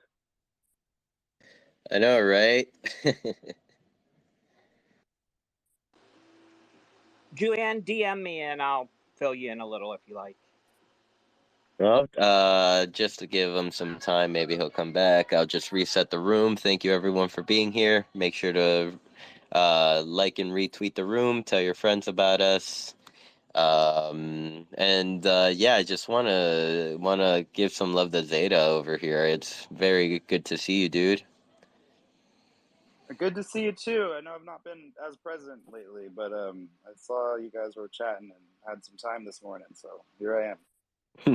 Yeah, yeah. I mean, you're not around, but like we know where to find you, and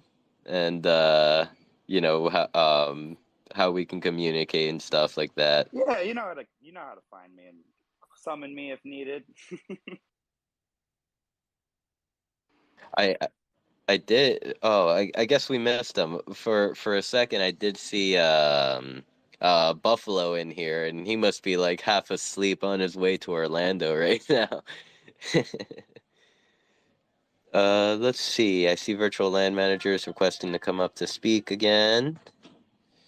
I accepted, so whenever you're ready, virtual land manager, you can take it away Hey, again. sorry, I got rugged. I think I was in the middle of saying that if you go to governance.decentraland.org and search for permanently ban the user, you will see their name in 3 different proposals if you're interested in finding out who is kind of exhibiting these patterns. And there's plenty of examples of what VLM speaks of on it as well. That person's been in my DMs too and saying lots of things and trying to. I don't know. It's interesting the things that they say to me, and I kind of haven't really listened to a lot of them. But just the things that come out of that person, my gosh. Yeah, it really does feel like they're trying to get banned, and I'm not really sure what the idea is there. Maybe so they feel justified in feeling so sad and alone. Some people like to be martyrs. Yeah, that too. I mean, maybe it would kind of give the opportunity to have that illusion. But yeah, I don't know. I wish there was some way we could get through this person because I do think everybody is capable of change and improvement. But I just, when someone doesn't want to change, doesn't want to improve, and thinks that it's everybody else's fault and that their actions are justified, I feel like that's somebody that's not worth our time, and because we're not gonna be able to get through to them.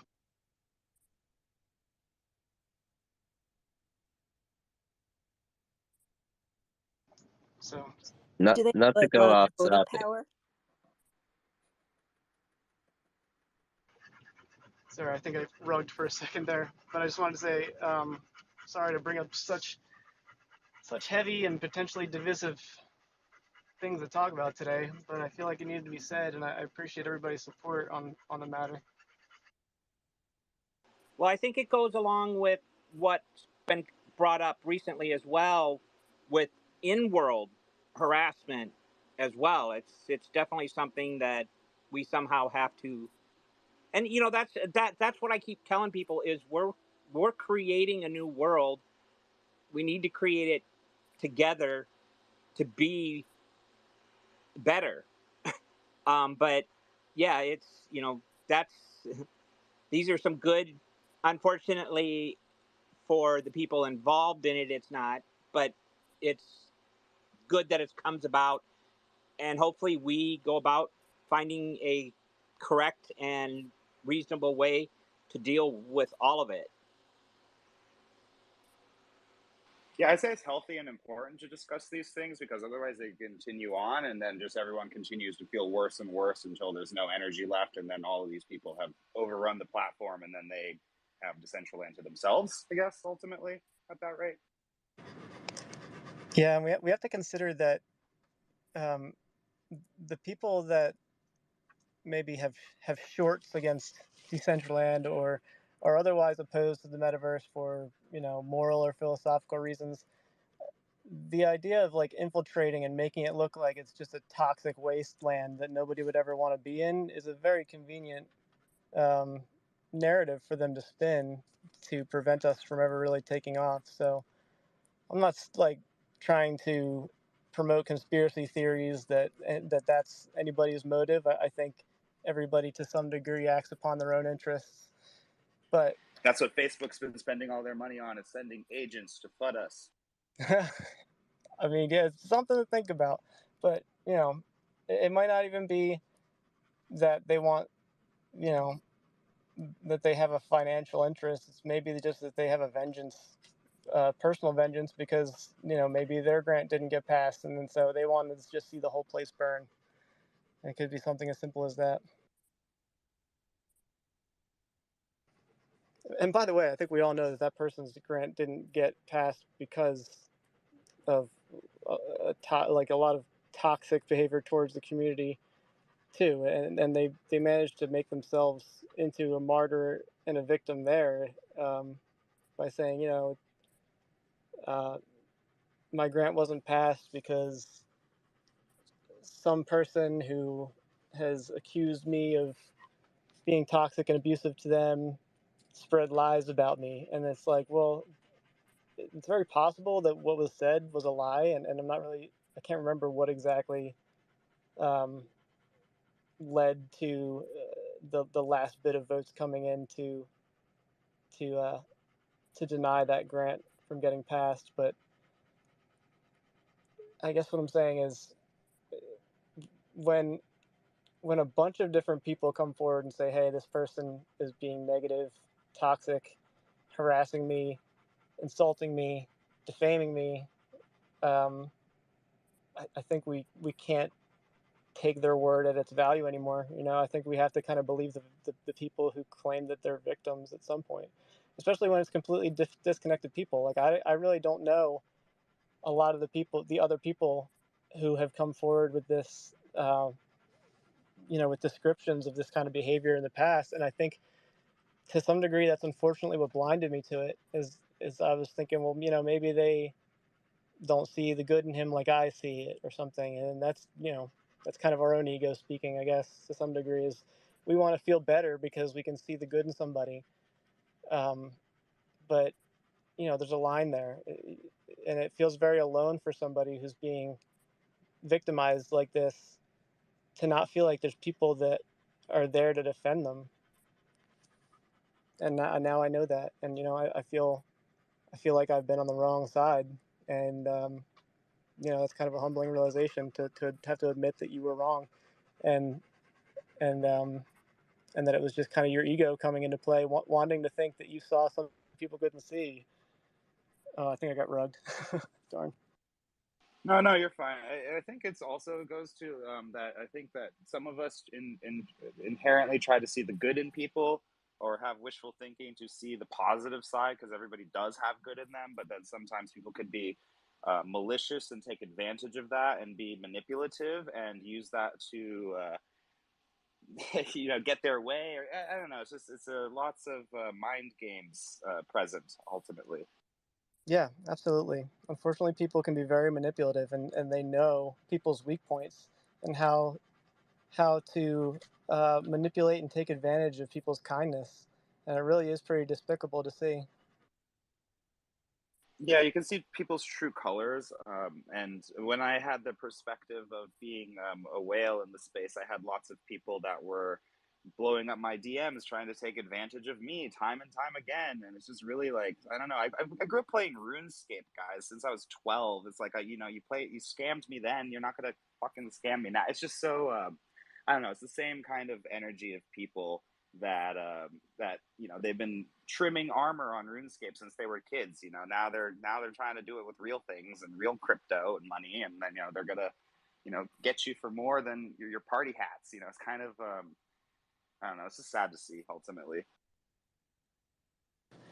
Yeah, I agree, Zeta. And thank you for all your kind words today. I think I've kind of said my piece, but I'll definitely kind of step Much back love and and support listen to to what you everybody as else always. And I'm has to glad that say. I showed up today to say good things about you.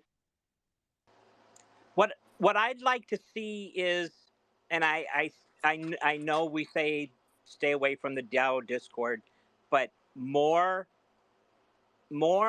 positive interaction on there will drown out Well, some of this this awkward too. silence is brought to you by Virtual Land Manager, a project Oh, I, funded I, by the I think Decentraland DAO. yeah, I think you did well half rug virtual land manager. One existence. I don't think you can hear him.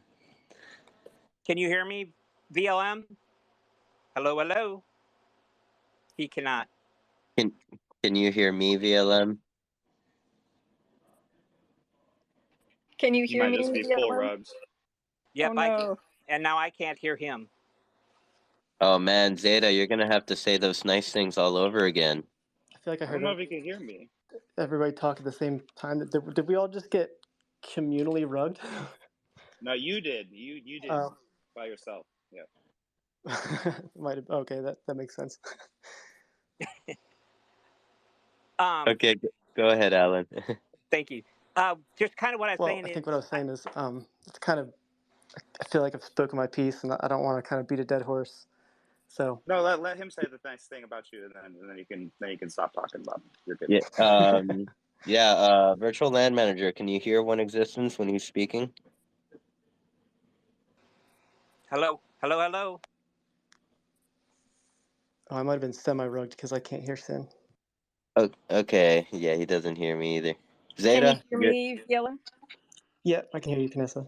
Okay, yeah. Maybe so I think like some people can hear you, some can't, some you can hear, some can't. Maybe do you want to jump off the call and try to come back in? Sure. Yeah, I'll do that real quick. Thanks.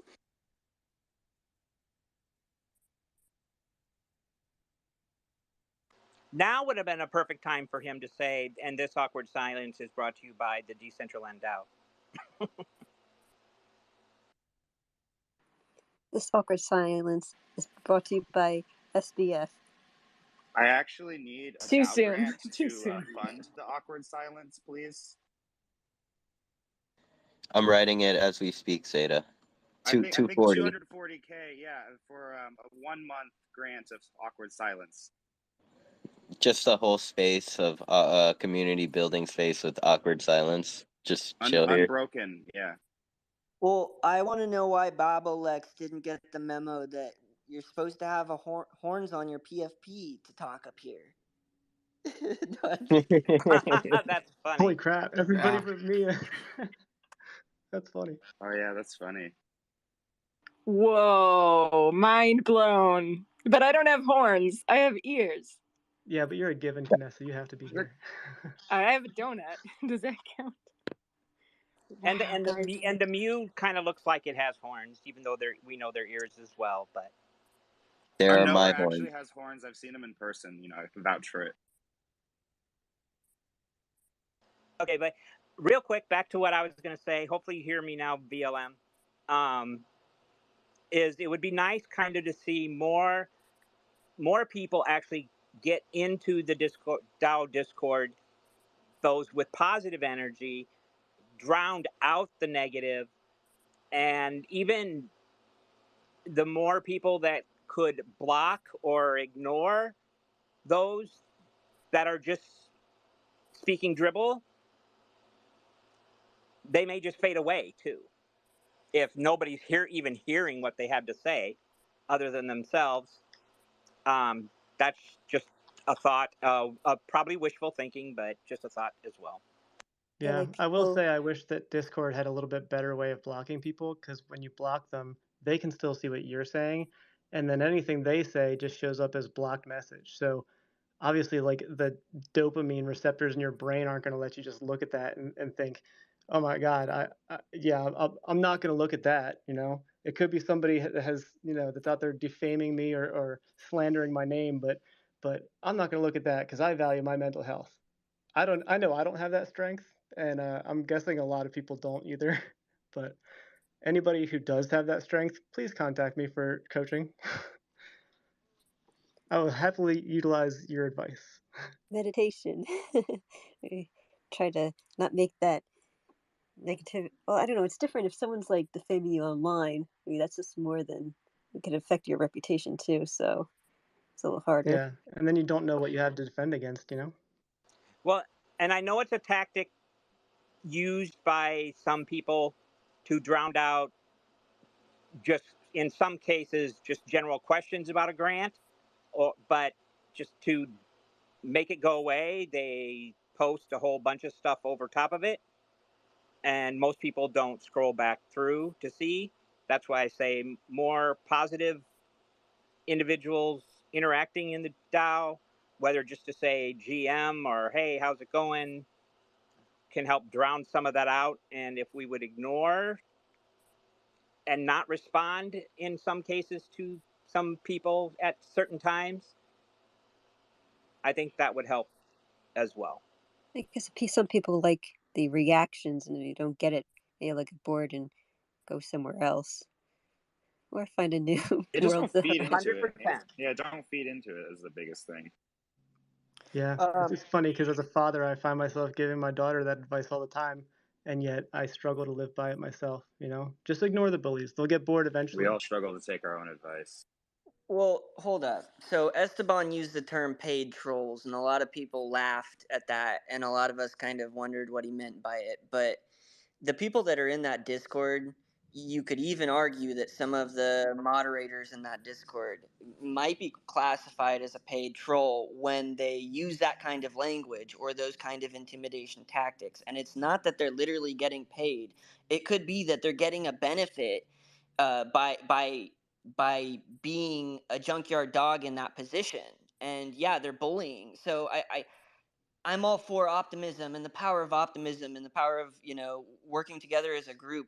And I hate to be the one to be pessimistic about this, but I think it might be overly optimistic, hoping that they're all just going to go home and go away. Because if you'll notice, they've got time to be in that Discord. They're not dedicating time to being in the game.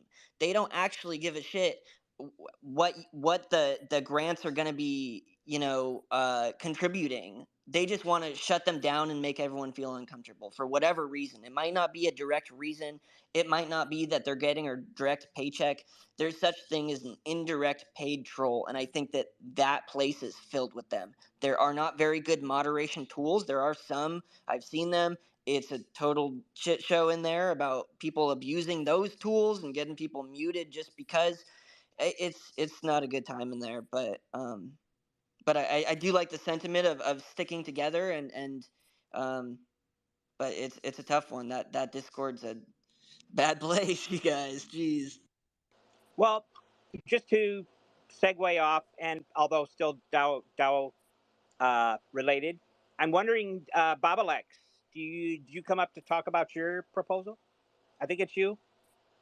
Yeah, thanks for hosting me and having me here. I've been listening and I felt like I could relate to some points, so I just thought I would request just to share my story as an individual, not part of any group or community. Just invested in Decentraland in 2020, 2021 around the boom, and then um, now, so I've been around Decentraland. I've been exploring. I've been seeing what's out there. I'm really impressed with the 3D arts, and I think it's like one of the best metaverses, especially with the innovation that's going on. I don't think I can see 3D buildings anywhere else, or at least explore them like this. But anyway, back to the discussion of grants. So I went through the grants, I went through the DAO, and I knew it's been around since I invested, and that's why I initially invested. I was just never active. So these past few months, I've been reading about it, and I felt like I wanted to get involved in the project just to help out, maybe fill in some gaps.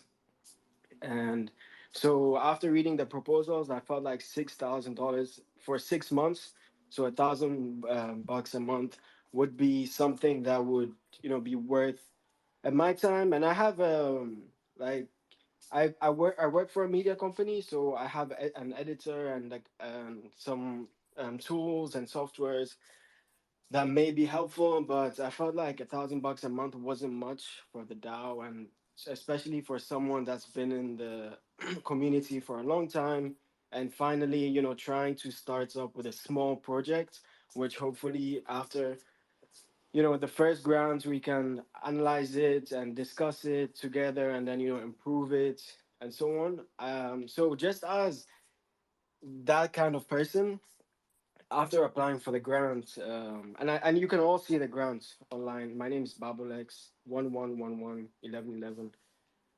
I went to the Discord and I dropped the link in the Discord and I was asking for feedback. And just like virtual VLM is mentioning, I immediately was replied to with a paragraph that was very negative.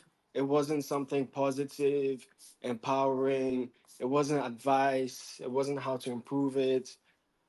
It was literally a shutdown. I don't want to say this, but poop on my head. Like really embarrassing.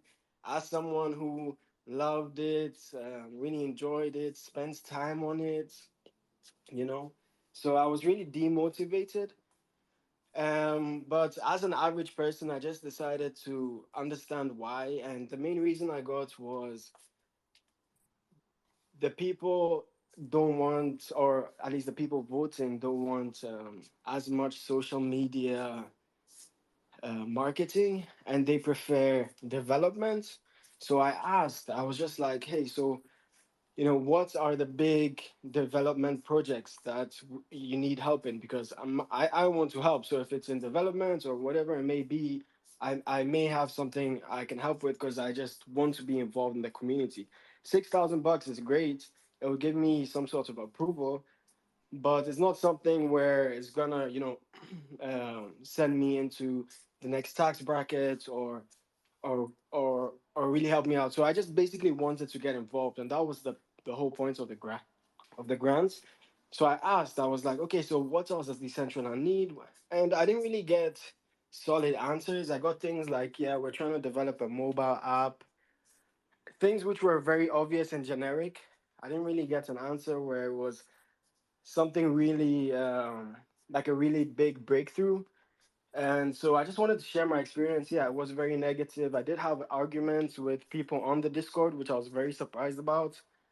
I was very close to selling my land like last night and just going off Decentraland because after like I'm just learning. I have it and I'm learning, and then as I learned that it's a bad community, the DAO, I do research. I started doing research on every person that voted, who they aligned with, and it just got so messy that there's so many subgroups and haters and people that just, yeah, like I've never seen them on Decentraland. I log in at least 3 times a week for the past 2 3 months, and I've never seen this guy on Decentraland, and then he's telling me he's never seen me on Decentraland, and he's voting. So yeah, I just wanted to share my experience. Maybe you can relate and at least find some comfort in the fact that you're not out there alone. I am just a regular individual, so not having as much voting power and all these things kind of did give me that negative sentiment. But at the end of the day, I still want to see the project succeed. So I'm looking into different ways to help so that next quarter when there are new grants, I'm way more familiar with the with the program, and I can add some more advice. In the meantime, one thing I thought that would help me, and hopefully some of you guys can DM me if you'd like. I was thinking of creating a video a deep dive, and this is just like independent video, like I'm doing it on my own. Just a deep dive into Decentraland.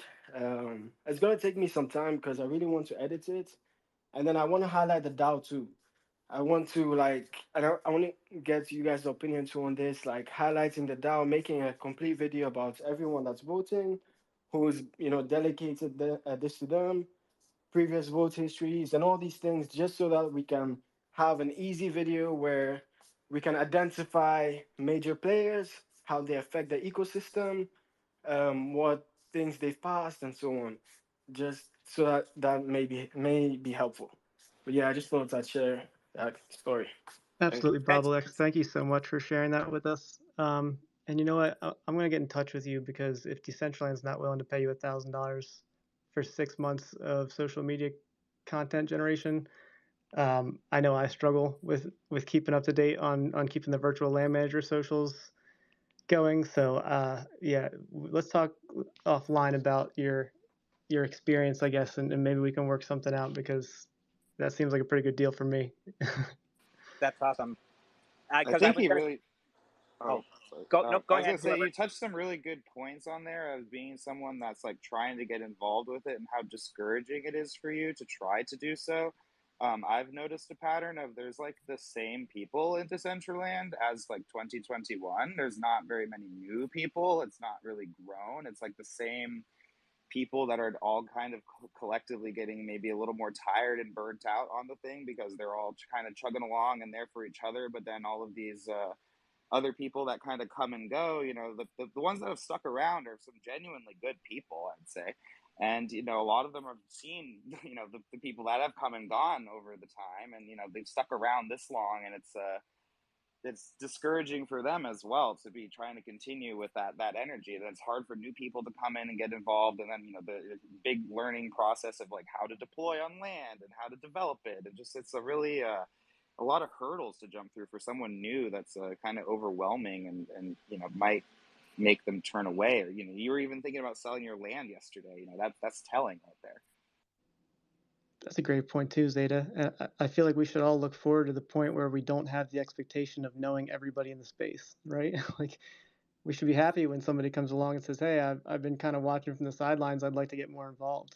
That's the type of person we need to onboard because they already have a little bit more commitment than someone who's just showing up for a one-off event or whatever.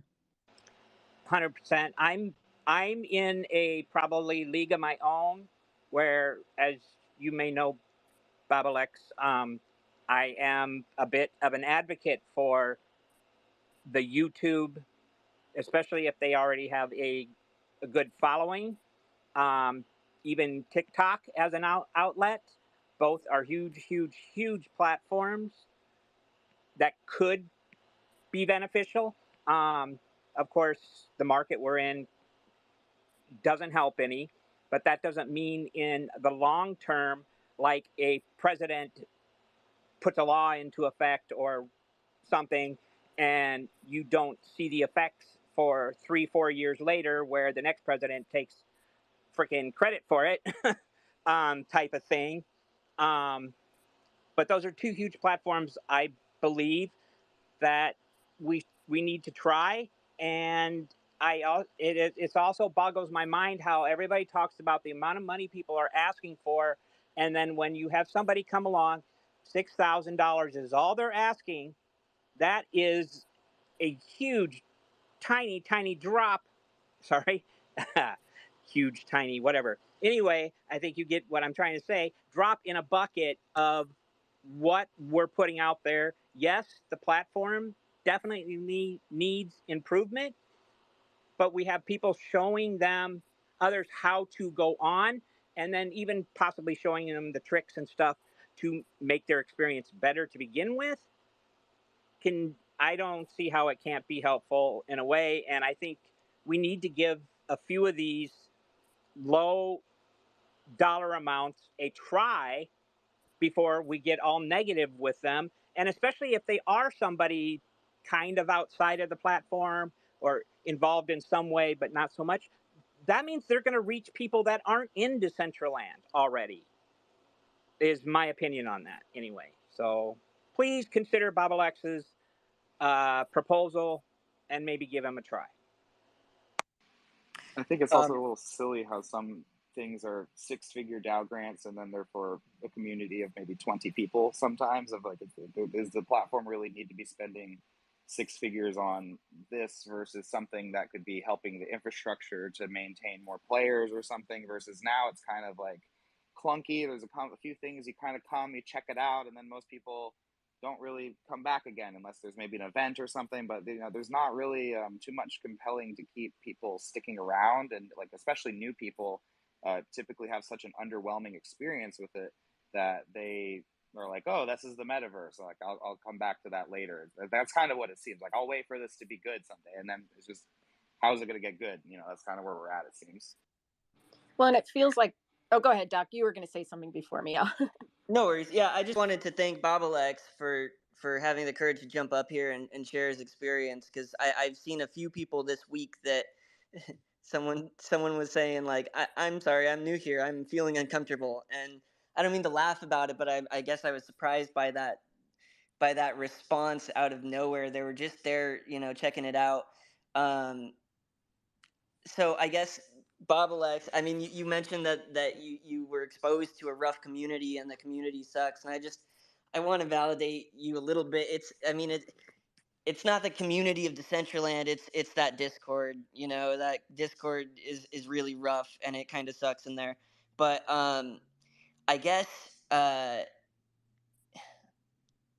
So I like what you've mentioned about you're just going to make a video, and I think that that's the best way of doing it, is to just get started. If you have a service, if you have a skill, to just get out there and do it. I think that that's how people have found success, is by going out and finding something they could do and doing it until people notice, and then they've got the traction of community. So if people shut you down, and you don't think it was, whether they didn't read all the numbers, or they didn't fully understand, it's like, don't internalize it and feel bad, because like, it doesn't mean that you don't have value. It just means that I mean, these things fail all the time for people just throwing eggs at it. We're currently dealing with it. Someone asked what the finances were going towards for SDK7 allocations, and we outlined it, and it was about $30,000. It's about 1/3.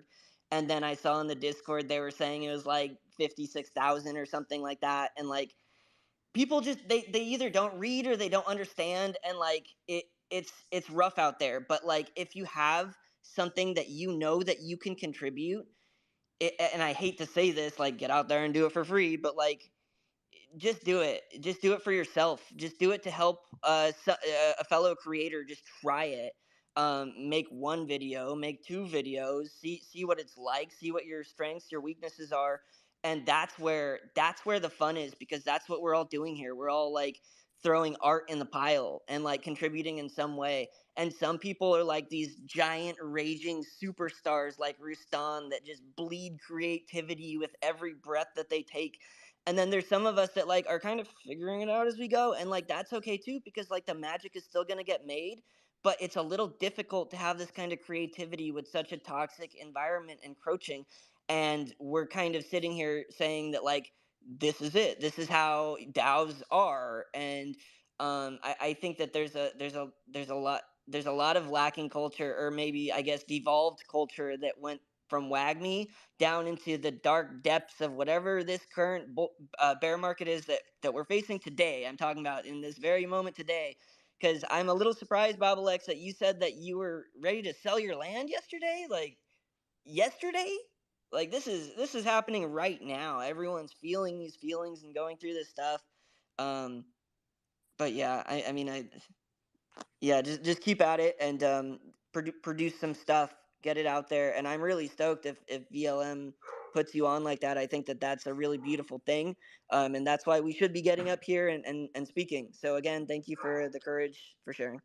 I'd like to add, you can vote and not have to deal or see all of what we're talking about. That's in the Discord. You can still vote and you don't have to go through all that. Just FYI. Yeah, I mean, it's sad hearing all of this. I mean, I'm at a loop on this. I'm just enjoying building my building and going to the spaces, but hopefully you all could get this fixed. I think it's, I'm not sure that we'll ever fix it, because the real world, if we separate it, I know people don't like to separate between IRL and Decentraland, but like, I think it's too idealistic to say that we're going to bring all the good qualities of web 2 and the real world Yeah. to web 3 and the metaverse. Like, we're not going to. This is, we are humans, and this is human nature, and anytime money is involved, the ability to get money, that is going to possibly bring out the worst in people. But I also see, you know, the best in people here. And I think that, I mean, for every one of us, you have to know your why.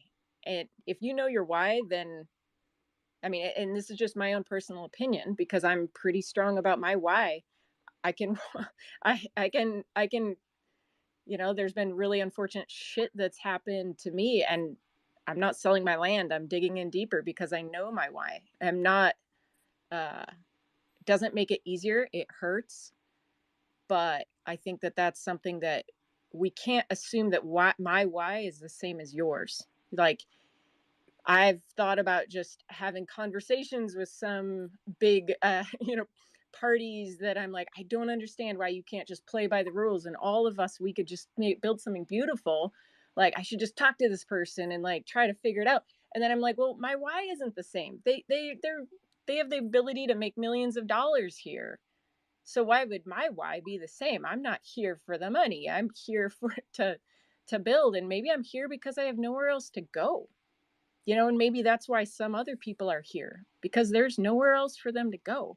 And so when you are looking at it like that, and like, well, why don't they go away? Why don't they build? Why don't, like, we're all coming at it from different motivations, and I think that we create our own suffering when we assume that we're here for the same reason, because we're not. There's people that have taken egregious amounts of money from the DAO, and when we're looking at these figures every day, I think I was telling somebody this week, we're absolutely oversatiated with the amount of money that is passing through our hands. Like, as a public school teacher, I would never make the amount of money that's going through the DAO, and I never have that much money in my hands, and yet we're dealing with it every day, and we're seeing grants for $5,000, 40,000, 60,000, now 120, now $250,000. And I think we're just getting oversatiated with how much money that actually is. And so I don't know. I think personally, like, that's, I've grappled with all of this. I've grappled with the individual that you're talking about, VLM. I've grappled with the toxicity of the DAO, and I don't think I've ever wanted to sell my land. They can pry that out of my dead hands. But that's only because it's so damn personal to me. And so I think, like, I don't know, we each have to define this experience for ourselves. And we also, like, we should be shooting for the goal that I meet people all the time in Decentraland that I've never seen. That should be our goal, because then we know we've succeeded in growing this platform to the point where it's so big. Like, think about the internet. How many times do you run into the same person? Like, oh, hey, I saw you on the, Decentraland forum, and I saw you on the, like, American Girl doll forum. Like, no, like, the internet is so big, we should seek that. And I think because we don't see people in the world, we can't judge their commitment to Decentraland by whether we see them in world, because, like, some of us don't feel comfortable going in world. Like, usually I'm, like, in real life, I'm very socially reclusive. I like, being social gives me anxiety. So, like, being in Decentraland, I can go to parties and usually, feel okay. But there's some level that, like,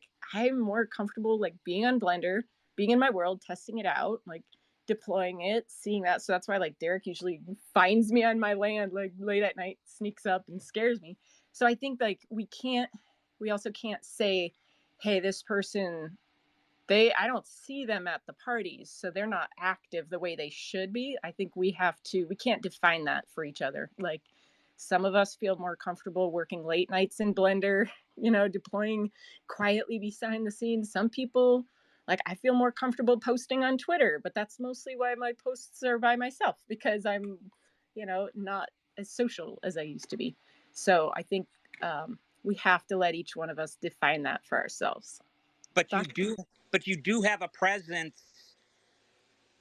as like Yeah, here in CBD. You do at least have that, Canessa. yeah. There needs to be at least something. I was about to say something similar because I think I disagree a little bit, but I guess it depends. Here the lines. So I think to your point, like, I mean, okay, so if in your example, the point is you might not be at every party, or let's say you're not at any parties, which I don't think that's true, but let's just say you don't go to any parties because you're only doing. We know that you're hosting events. We know that you're building things. We know that you're contributing. There's evidence of this, so you are in world. Like there is proof that you go in world. What I'm talking about, because I it bums me out. Like it really bums me out when I find out that people in high positions, that whether they get paid a lot of money or not, like you're an important part of Decentraland and you're not producing anything. You're not you have no presence. You have no, not only that, but you have no knowledge of what's going on. You have no idea of what the glitches or the current infrastructure is even capable of. You aren't going to these events. You log in for Metaverse Fashion Week and you didn't even change your name from Banana. You don't even have a web wallet, and you're trying to tell us that you're doing great things for Decentraland. That's where I get it a little bit personal, because we are in this game. We are using it. We know all the broken things about it. So for somebody that's supposed to be in a higher position trying to, would you take a screenshot of it? Like, dude, why did you even go try what I'm trying to tell you? Like, come on, it's a little frustrating. But to your point, just because we don't see people does not mean that they're not present. And even to go further, I mean, there's some people that there is no proof that they're in here, but they are, and they're around, and they know all about the, they stay involved. So I get it. It's a, we can't generalize with it, but that is kind of how I view it a little bit. I just don't want anyone feeling bad that they like, because somebody commented last week, like your amount of your presence shouldn't dictate how much or like how active you are. Like totally contradicting myself right there, but basically I don't know, I just don't want to define, like, some people they're at every party and that's awesome. Like literally the parties in Decentraland, they kind of like, because I'm an introvert, they still wear me out the way that like IRL social interactions do. Like where I gotta go like be a snail or a turtle, like I gotta go have my alone time so I can kind of like recover and stuff. And so I don't want the introverts to get hurt feelings, I guess. Like that, I mean, because I'm always like, I should do more. I should do more. Like I should, but I don't know. Maybe, like I said, I'm personal issue there. I'm gonna pick on Julianne. Sorry, Julianne. She's a good example of this. She's building. She states that. Yet I know who she is. I've not come across her in world, but she shows up here on occasion and she asks questions.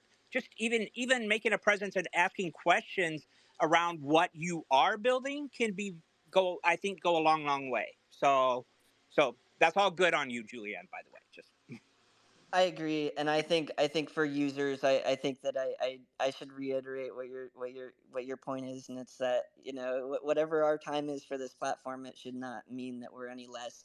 I think my point is more for the staff, the foundation, the actual workers, and people that are expected to at least do a little more than the bare minimum. That's why whenever I see like foundation members like Miara or Roach Yu in world, like that makes me happy. Like those two individuals like from the foundation get it and fucking carry the foundation on their backs due to that. And I hope they're listening to this because officially Decentraland has been doing jack shit like when it comes to like community support. And and also like when you were kind of speaking, Drip, it kind of I was even thinking about just like the leeches in the DAO. Like literally, there are people that like n- they're not building, nor are they contributing to the DAU. Yet they have such a huge opinion in the DAO. So a few ideas that come to mind. First off, Kness is absolutely right that everyone's going to have a different way of contributing their skills and their presence in a way that makes them feel fulfilled, and we definitely need to keep that in mind. And it's funny because I remember me and Rustan having a conversation. He was one of the first people I met and really jived with in Decentraland, and he was like, "Yeah, dude, like none of the developers in here ever even come to see what these problems are." And I think it was when we were trying to debug, one of his neighbors having some piece of code that was breaking and causing an endless loop, and ultimately ended up causing an issue for Rustan's land too, unless you like set your scene radius to 1. So um, it's funny because over time, as I became more and more involved in developing stuff, because at first I was here playing music, but I realized that my skill set was more my skill set in development was a little bit more valuable to the community and a little bit more fulfilling. And I guess the point I'm trying to make here is like, especially for developers, we get our fulfillment by kind of going and seeing people enjoy what we create, and the kind of parties and stuff. Sort of, you know, we're usually there just being quiet while we get work done, and it drains resources on our PC. So sometimes it's like a little bit of a frustrating experience, and it takes up an extra monitor. So I won't get into all the details of making excuses for why I am not in there as much as I'd like to be. I Um, mean, but the people know you're building. Like anytime VLM slides through, like hey, I just finished updating this. Hey, now we can do this on VLM. Like you're building. You've been building. yeah, but I guess It I guess I just wanted to validate Canessa's point that we should kind of value everybody's contribution because everybody has different skills that are going to give them different amounts of time and kind of different energy that they bring. And I definitely am disappointed to hear that people even brought up like whether they had seen someone in World as a reason for not wanting to vote for them, because that's just kind of silly unless you're spending all your time in World, in which case what are you really contributing? In which case how much should we really listen to you? So, but I do think there's like a deeper, like almost problem that we are faced with as far as the DAO goes, and it's just the fact that it's the intersection of politics and money and meritocracy, and maybe we could have some kind of uh, you could probably find a critique of capitalism in there somewhere, and whether there's a better system that exists or not. But it really comes down to like, it's optimistic to think that we'll ever improve human nature. Um, and I think if we did find a way to have a form of government that everybody could take part in and feel happy and fulfilled all the time, even while also having difficult conversations about, you know, polarizing topics that need to be had.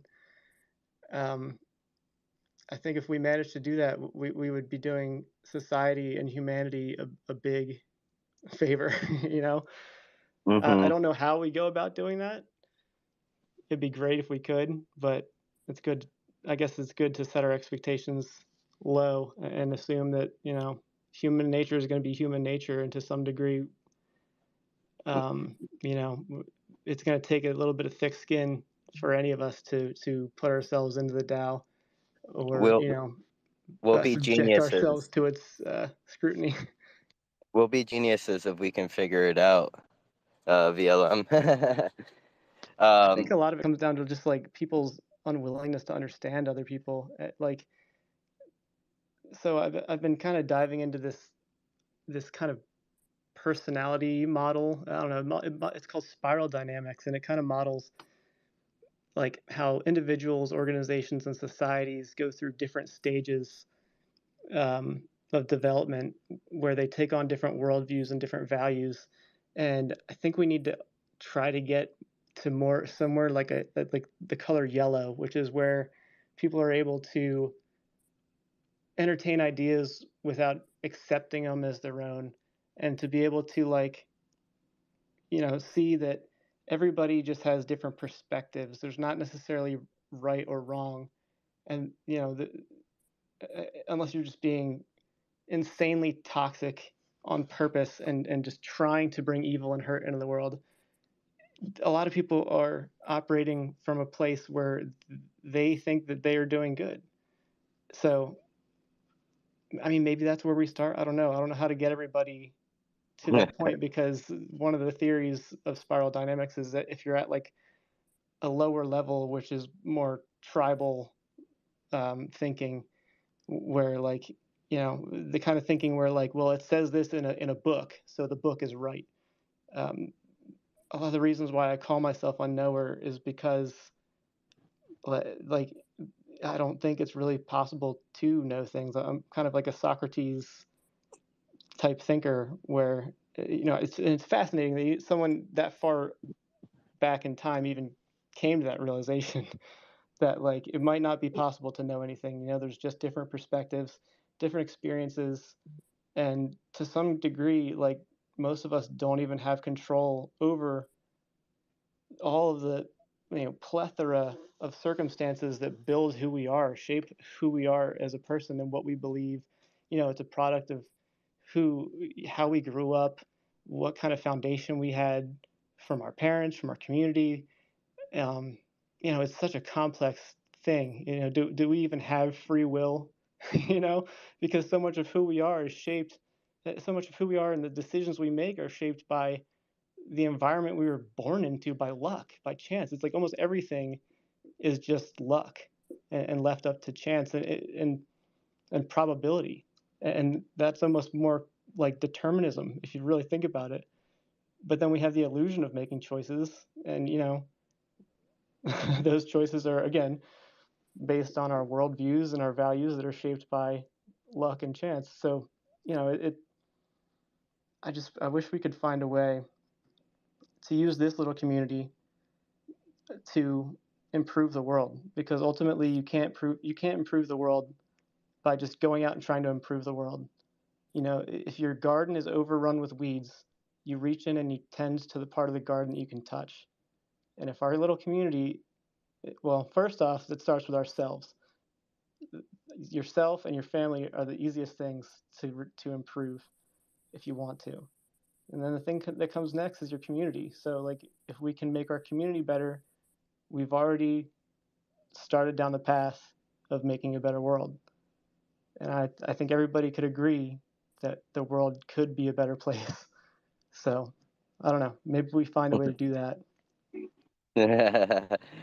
Maybe one day, maybe one day, maybe our AI overlords will find a way for us as well, whether by choice or not choice.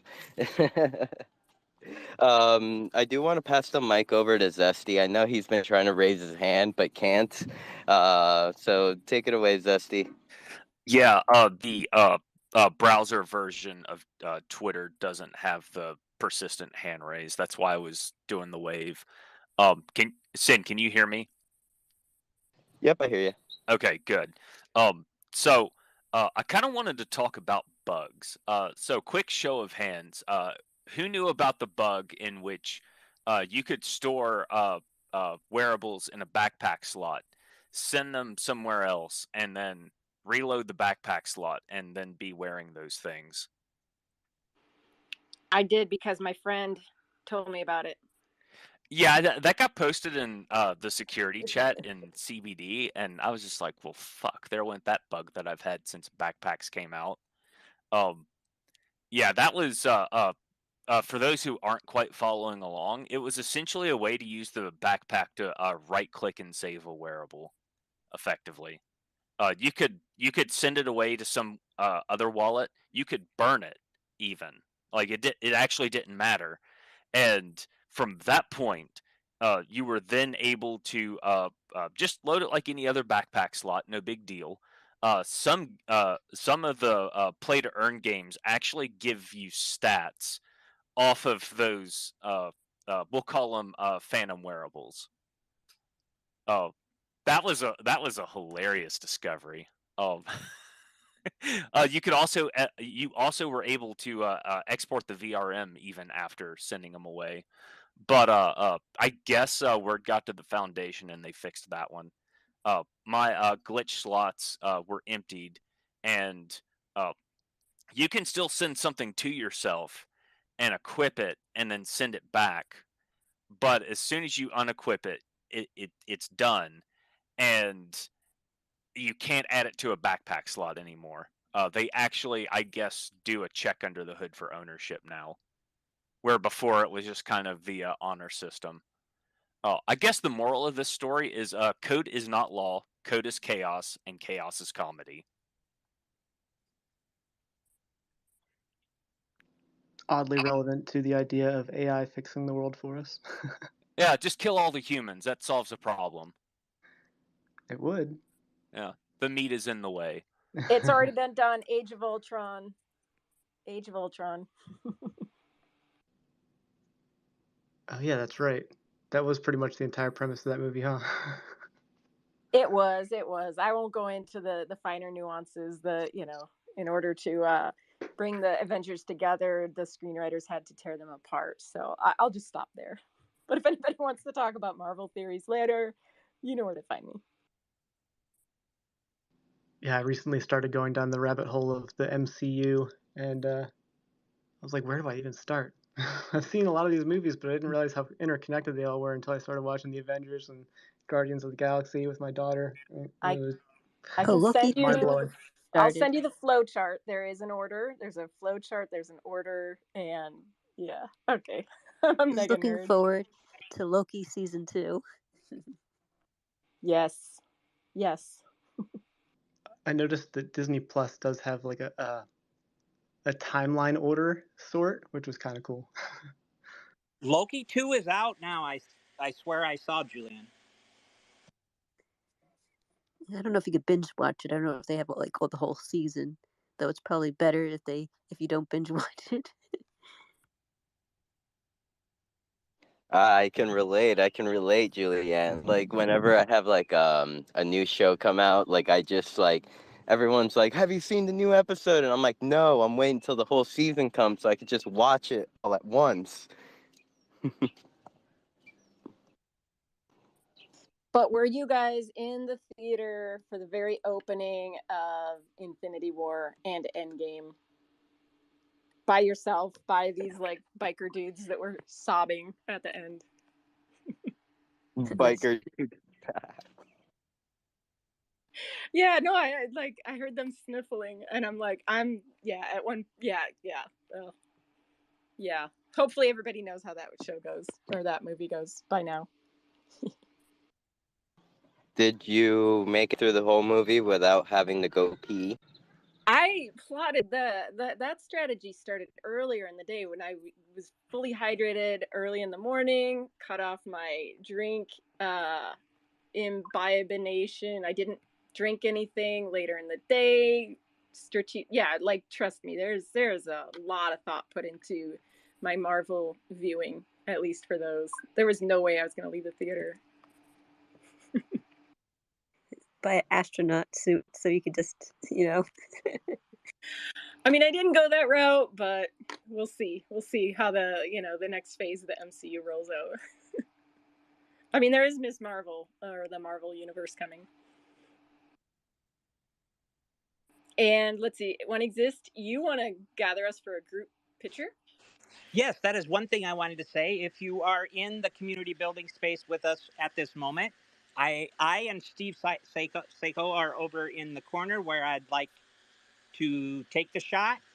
If you want to gather around and be a part of it, I will add it to the. Oh, that's perfect, Canessa.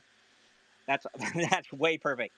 Sorry. For a round 2 of Welcome to Decentraland, where it will be photos of people throughout Decentraland, and we'll put a welcome in as many different languages as I can get translated for me.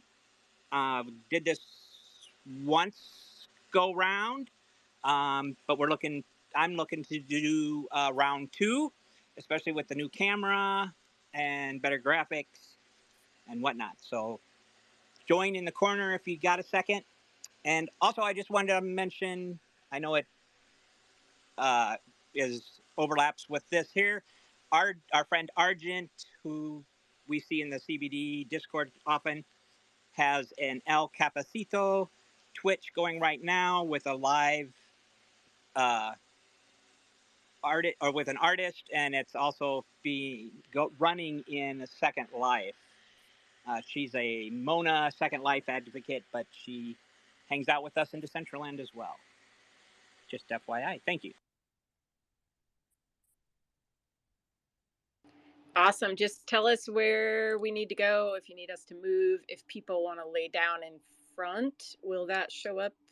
Yes. So anybody who can do like Knessa is doing is great. If anybody's got a sit emote that works or can somehow be lower, but also if you're facing your screen, to the right is where I need some people, more towards the CB part of the wall, like towards Dixon, I think it is.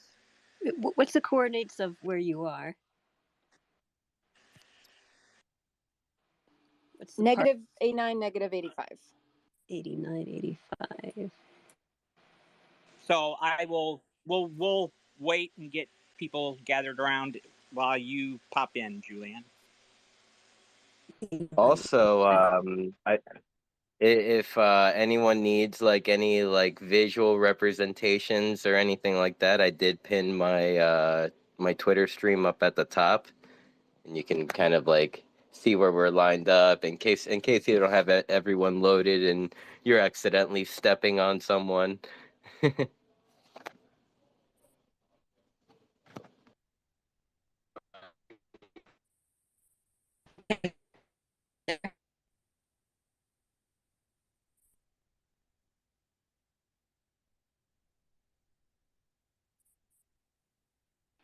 Was Julianne rugging for anybody else, or was it just me? Yeah, she rugged for a sec. I heard a robo voice.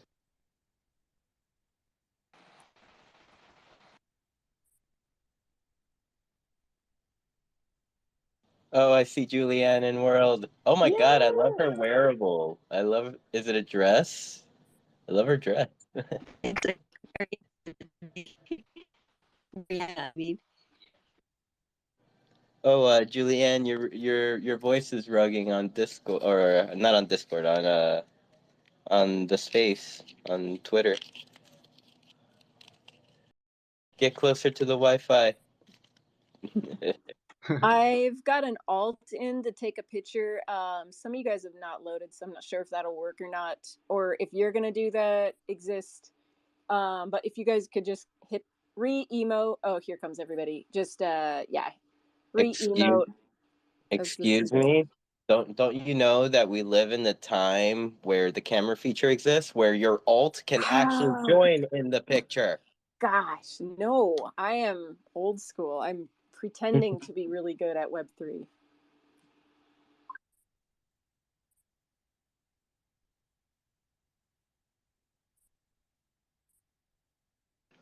Shoot, I just realized I got to go. You guys have an appointment at 3:30. I got to run to. I almost forgot about. But I really appreciate everybody taking the time to talk about, some more intense topics with me. And just want to say that you've all made me feel a little bit better today. So there's a lot of value in that. With all the toxicity of the DAO, we do still have a community here that's capable of, true support and like being there for one another. I guess that's kind of saying the same thing, but you get what I'm saying. And yeah, just thank you all once again. Take care, Noah. Thank you for coming up and chatting it up with us. Go ahead, Kanessa. No, just thank you. I mean, it's hard to have difficult conversations, and so everybody that comes up here and speaks, you have my deepest respect. So thank you.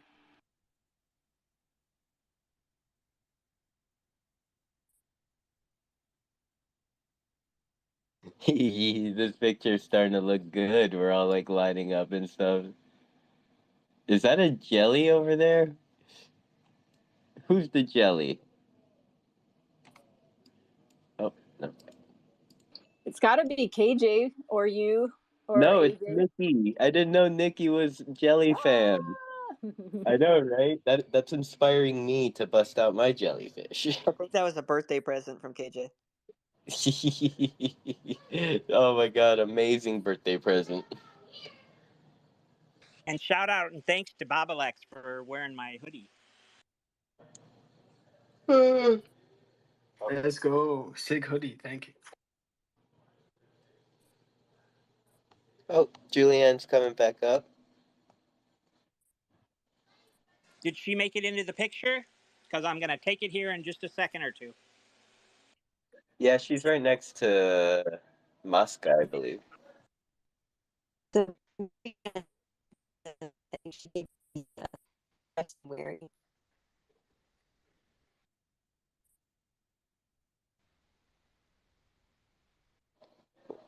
I think you might still be ruggy. It's weird. Hmm.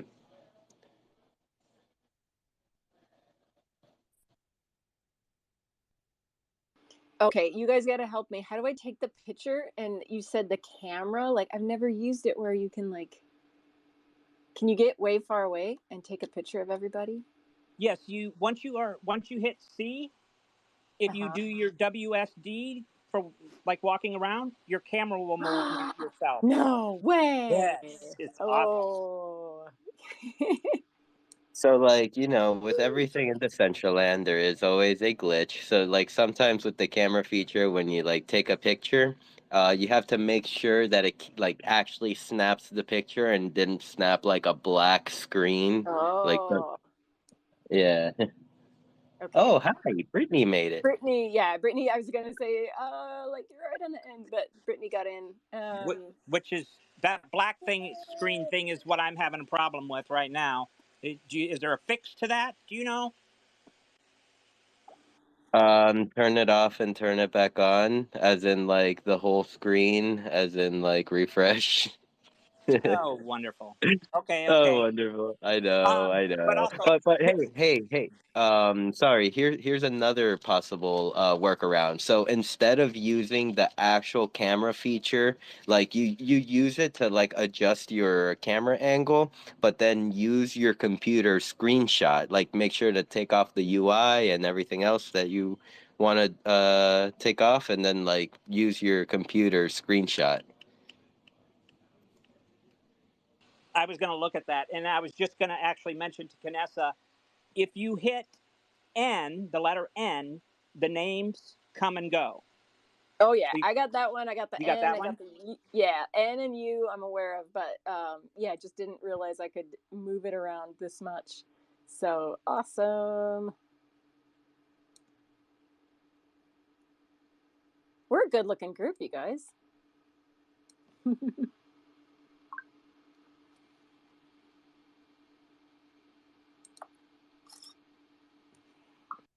It's now taking pictures for me, and I didn't have to refresh, thank God. But I expanded it so I'm getting those people that obviously are not in the space or might be AFK. Those that are on the couch are included as well.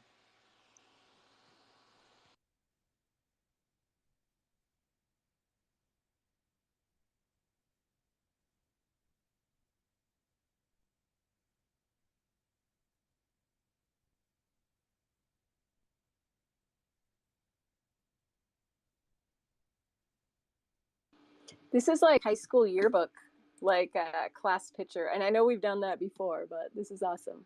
Well, I got to take one with everybody's names on, otherwise I'm going to forget. Oh no, did I crash? No, I didn't crash. today Decentraland has been better for me. I know like all of last week I was like crashing every 30 minutes, like with one of those hard crashes that where like your entire browser freezes and then the tab it goes into like a gray screen telling you that it's sad and yeah. But but yeah, today seems to be a lot better. Yeah, I was running real smooth without that bloom. I think that's when I was freezing.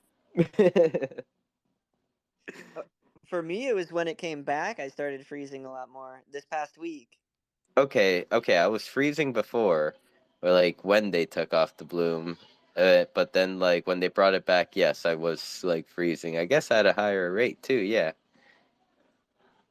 But looks like they fixed it. Now leave bloom, please. Like we don't take, please. We want.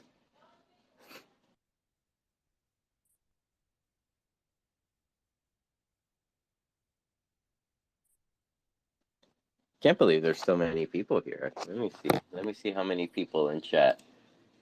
We have 27 people on Parcel.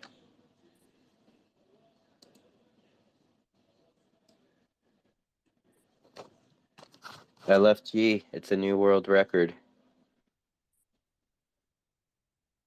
Most goats on one parcel.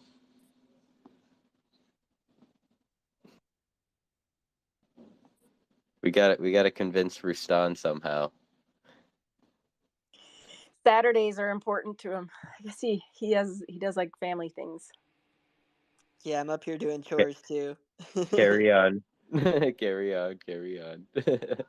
You know, and the beach is probably warm. I mean, it's different when you're a little north. Like this time of year, it's well, I mean, it's still freaking gorgeous. What am I saying? But I don't know. Southern latitudes, like you guys, it's warm all the time. I don't know. Maybe that's not a good defense at all. Brittany's over here throwing up 38 gang signs. Wonder who could have made that emote. I don't know, but maybe I should add something to it, like the 30 and the 8, the 3 and the 8 that goes up. Oh, what if we made an international greeting that was a smart wearable that you could like change the greeting? Is how could we make that happen? One exists. I'm sorry, say that again. I have no idea how this would be possible, but like a smart wearable that would throw up like a hello, welcome to Decentraland in any language you wanted. You could like choose the language behind the scenes, kind of like Dogman made his weather hat that does the weather for certain cities of the world. But darn it, nobody could I see it, right? Because only you could see it. there has to be a way to make it so other people can see it. Hopefully, because I love that idea. That's freaking phenomenal. So And if it, it's a matter of the comm server actually like they use the same like server as the chat function, and from what I hear they're working on one that we're going to be able to use where everyone's going to see it. But for now I know Last Slice has like a custom one. So I know Madamus is down there. Derek has worked on some PXs. um, and I'm not sure how many of them have used that custom comm server, but there are some available, and they've made them free to use. So if you're developing, reach out to Lastrum for something like that. But from what I hear, yeah, I hear that they're trying they're aware of the limitations of that comm server, and they're working on getting something else so that eventually that'll be built in. That's awesome. Okay, cool. Well, we can like think up the idea while they're making the tech, and then when it's ready we'll have something one exist, because that'd be pretty cool. Have I mean, you could essentially almost like, wow, couldn't you turn that into a translator? You could write what you want and then it would like say it on the bubble in the language that you want. Of course, I don't know that. maybe Oh maybe, my maybe god, coin the term smart translator. Yes, okay, minting that.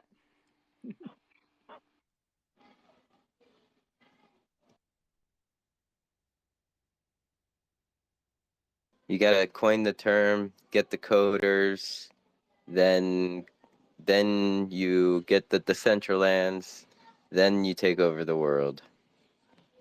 Yeah, I like it. Nick, I'm world domination. Julianne, I'm trying to let you up. It keeps not letting me. Nikki Fuego says you could do a 2.0 emote that has a different greeting graphic, text, or chat bubbles. Yeah, but I don't know how you would change out the language. Like, I Yeah, mean, yeah. How to make it so you can input what you want to translate into whatever. yeah. I think it's possible though. I think it's a matter of making some variables. But what I'm thinking, so my brain was broken because I was really pondering it over. What I was thinking is like, aren't there AI libraries that could be strapped up to this at some point, so that like to your idea, AI could be translating text for different languages, and then if you want to take that thought a step further, at what point can AI just translate voices? So then our voice chat that nobody likes to use for no reason gets used because people know exactly what you're saying in their own language. That would be crazy, but I don't know. That's highly speculative. What else am I good at? How would it be able to translate like animals? Like if a cat meows, could it tell you what the cat's saying, or like the dog? That's what I need. Yes, we need to upload the dolphin dictionary too, right? Because they're Yes. really smart, and then they could solve all of our math equations. They would probably take the public teaching position. So I'm sorry, Kanessa and Odd Job, but dolphins might be teaching us through the metaverse from then on. But these are great ideas. I'm writing them all That's down. okay. They can take it. They can take it. So Drip, I got something for that. That idea is not actually as far fetched as you might think. Go look up OpenAI's Whisper. I've been using it for months. If I decide I just don't feel like listening to a Twitter space because I can read text faster than the people can talk, I'll just wait for it to finish. Uh, Pull it down with a Twitter downloader, and then shove that MP3 into Whisper, and it gives me it gives me a transcript, it gives me SRT files. Uh, my use case is not for other languages, but apparently it can take other languages and translate them to English. You're going to need a GPU though. That's the problem. And Nikki says one chat bubble per animation. You can change each chat bubble for multiple languages, I guess. Well, if you look at the confetti popper, how it shoots everything up into the air. What if it had like 20 different languages and it shot them up in the air, and then it like paused for a second so somebody could kind of like look at it and find the one that like, oh, okay, oh, cool, okay, I see what it says, and then they like fall to the ground or something. Does anybody want to work on this with me? I can't create the emotes though, but I can't either, but I'll work on it with you. All right. I will figure out emotes 2.0. I got way too many ideas in my head to not. So like when I figure that out, yeah, it's game on. And I can take care of the entry fee and whatever else I can contribute. That would be awesome. And if anybody's got ideas of like a better way to do it, because I don't know how many languages you could get, but yeah, it'd be. It's like why haven't we thought about it yet? Just bringing Google Translate to Decentraland, like either a parcel of land or it be like integrated with yeah. Yeah, we need. Derek isn't here, is he? In Twitter, Oh, but we'll just give it to Derek. I know he's in World, so he's Derek. dancing with his cats, happy as all can be. Yeah. So I'm giving this to Derek to spearhead. You're up Make it to that, happen. Derek.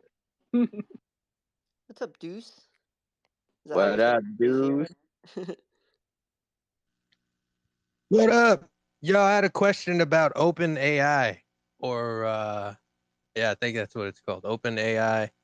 Are any of you subscribed to, you know, Open AI, like where you're paying them?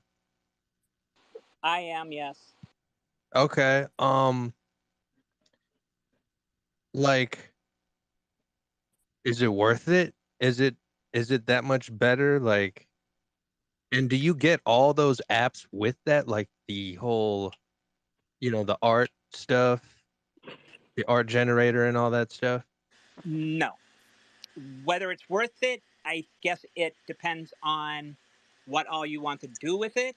Um, it allows me to add my API. Um, shoot, I don't even remember what. See, I haven't even used it like that. So far to me, it's really hasn't been worth it, I guess. Um, but I can certainly see some areas that it would be, such as I think there's a Blender kit or a Blender add-on, and other stuff. But no, it doesn't. It doesn't give you extra credits in whatever DALL-E or anything else.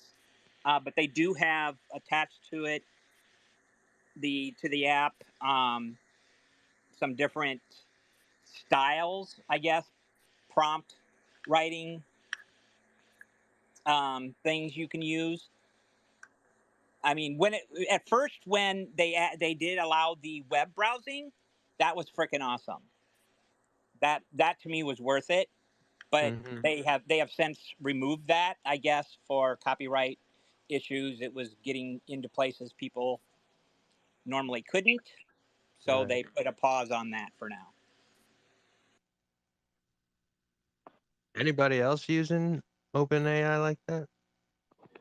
I have to be honest, I'm not using AI in my workflow enough, but from what I've heard from other developers in Last Slice, I've heard them speak extremely highly of it and say that yes, it is worth it from a developer standpoint and how much it's helped them. Or cool. I just wanted to get y'all input on that. Appreciate it.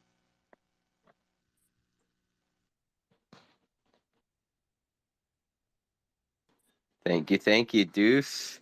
As the OpenAI conversation was happening, for some reason, this random thought popped into my mind.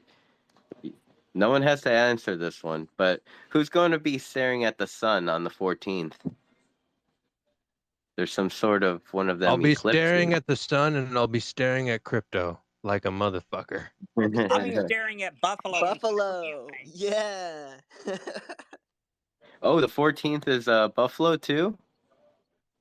in Yeah. LA. Yep. That's sick. On the 14th, there's supposed to be some like solar eclipse. Who has seen like the eclipse a couple years ago? Like who actually saw it in totality? Like I I I know, did. saw it. I know Trump did. He fucking stared at it without any glasses. It, it it I traveled 2 hours and it passed right over me. I traveled 6 hours to see it in totality in like Hermiston, Oregon, out in the middle of nowhere, and that is literally, I can't stress it enough. You all should go see a solar eclipse. The next big one is actually next April. I will be in Texas. I swear to God, that is where religion was born. Like, if seeing it in not in totality is totally different than seeing it in totality. Like it is just the weirdest thing. Like you can see the shadow coming at you like in the distance, and you feel it before you see it. You like, The temperature drops. yeah, you feel it, and it's like it's the weirdest fucking thing in the whole. It's one of the weirdest things in my life because it's, yeah, I don't want to, yeah, Was it's it like weird or extraordinary?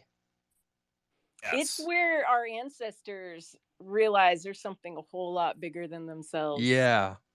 Yeah. So I It's think it's cool. safe to say we all believe that the world is a a sphere, right? Our world is maybe a little pixelated as well. Do we have any I do, flat earthers here? I do like round things. Round things seem to have the most circumferences, and just like those numbers and rounded out numbers as well. So yeah, circles are So we spheres. need we need a eclipse in Decentraland. Could we could we Oh, have a eclipse for those who can't be for the big one next year in Texas? Um, we should make a eclipse in Decentraland. I'm tweeting at the Central End right we should now. totally do that. Or just in your land. Fuck.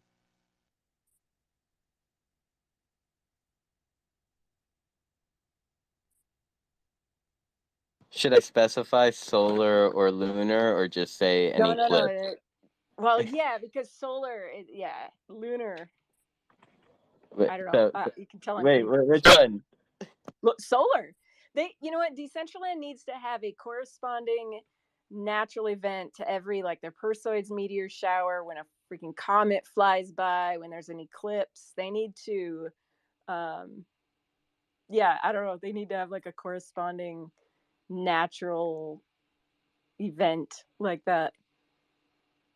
Like I remember, I don't know, was anybody here to watch the first private spacecraft launch? They showed it live in Decentraland. I think it was like the summer 2021, or it might have been the summer 2020. But they like I remember like watching it in Decentraland with a bunch of rando avatars that I don't remember anybody's name, and I didn't talk to anyone, but it was crazy to watch it in the metaverse.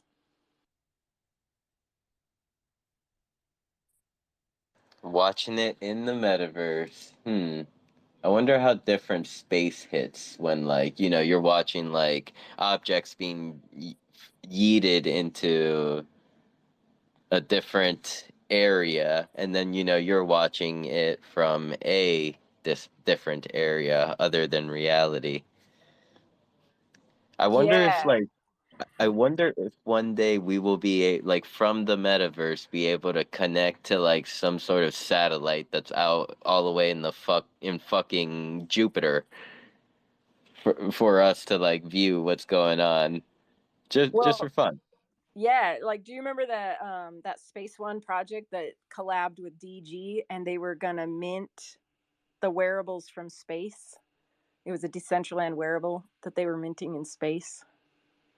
No, No, but you the could buy the jacket and get a real life jacket and then a virtual version, and um you know the the gold one that Enwiz wears, and I've got the silver one, and then there's the white ones. That's the company. And then there's I like a want so bad. I know. Well, they didn't do anything with it. I asked somebody recently, like, where'd this project go? And they're like, I think they just went somewhere else. They didn't rug necessarily. Like, I mean, I don't know. I didn't buy one, so they didn't rug me, but it was awesome. Somehow they had the capacity to mint them on the space station. When you Maybe said they maybe they didn't like make enough money from the project to like come back from out there, so that's why we never heard from them again. Okay, that's Oh fair. my god, yes. That is exactly the level of darkness I needed. Thanks, Dr. Drip. No sarcasm, damn, by the way. damn, I was gonna be a smartass and say what they've moved on to, what, digging instead of going up to space or going down. Oh, mint from the bottom of the Marianas Trench. Did you say that because Mariana's here, or is there really a Mariana? We're not going to Did have you this say discussion. Marianas No, or Mariana? The Marianas Trench is the deepest place on Earth. It's deeper than Mount Everest is tall. I mean, I thought just selling Wow, fidgetal that's on Earth dope. was cool, but I mean, we're really pushing the boundaries now. Selling It's from the Amazon it's not cool rainforest. enough It's where anymore, Doc. Atlantis went. Yeah, Fidgetal is so 2023. We got to be Now thinking in the minting future. from Atlantis. Wait, we Okay. could mint from the Titanic. Yeah, that's what I was gonna say. We need to test the minting from the Titanic first because we've seen in the news what happens when you go Yeah, down to the yeah. Titanic. Just don't go in the glorified beer can. Although I'm sure that company's done for by now. I've heard I've like seen, not I haven't seen. I've like listened to like a lot of like people talk about it, and where they're like, bro, there were experts coming forward saying that it wasn't ready, and then they fired those experts, and then And, con- and then uh, and then you had James Cameron saying it was dangerous, and like if you guys don't know anything about James Cameron, like he basically did Titanic to bankroll his undersea exploration. Um, and he was just like, yeah, this is like universally stupid. And then we all got to see the news story about biology becoming physics.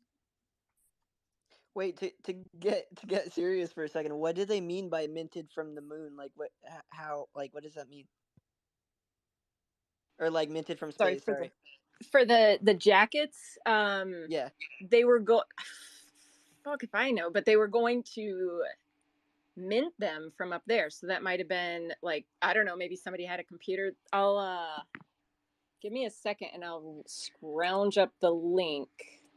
Or it was Uh, just lies all along. they were, well, I mean they had wearables for Decentraland. They had boots, and then you would get the real wearable. It was a collab with DG, and it was god awful expensive. I want to say it was like $1,000 or something. But you get the real jacket, the digital jacket, and then boots.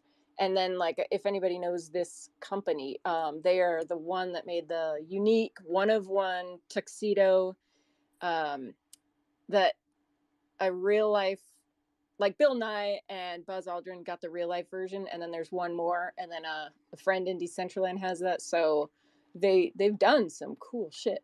Um, Let me look. Space One. I Yeah, think that's that's what pretty it's called. creative. I think using like celebrities and fidgetals is gonna be good, but also using like yeah, big figures like that too. Yeah, and I'm not sure how the connections, were made, but it was cool. Like I seriously wanted to get one, but okay, let's see. Space One IND. If you guys want to look them up on Twitter, Space One IND. Space One Industries. Nick Graham is the person behind it. And they had, yeah, the Astro chip, the Ice Poker, Space One, Banquet, Programmatis, Planetary, minted from space. And then it shows a representation of the jacket. It looks like Craters of the Moon.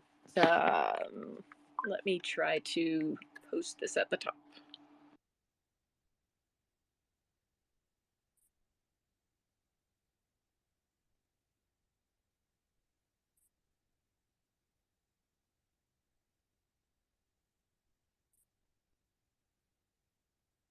I wish I could have had a NFT being minted from space into my wallet, but gosh, I'm like thinking about like the bandwidth from space to like land, I guess, or internet or whatever the heck. It'll probably take like an hour.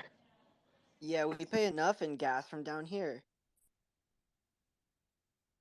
I just Oh like to my think that god. maybe they were playing Decentraland up there. So there you go. It's posted at the top. Stylish menswear.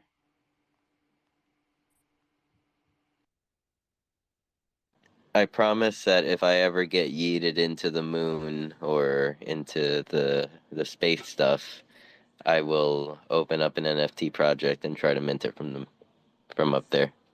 Wow, this was from a year ago and it got like 3 likes. We should like this up just for fun. Like, they didn't Yeah. forget about us. We can come Be like, home. Okay. where's my jacket? Where's my boots? The boots were ugly. Sorry, like, oh, I hate. I shouldn't say that. I hate saying something like that because I don't know who made it. Maybe friends here, but the boots were like not. Yeah, I mean they're not high heels. They're not that bad, but they're not high heels. So they're moon boots. So Canessa, come on. Yeah, moon boots. Be nice. Be nice. Sorry, I What take if that back. like what if we just sent like a dark tweet? Like it's like I would like to say rest in peace to the vessel blah blah blah that held this project's team. They never made it back. They went up there for a very important mission to mint our NFTs and didn't have enough funds to get back. Yeah, I don't know. I don't know. There's, Or if you there's want to go a little lighthearted and more current event, say they didn't have enough money to bribe the aliens for a ride home. yeah, or they didn't have gas fees to make it home. They didn't have gas for the spacecraft or the NFT.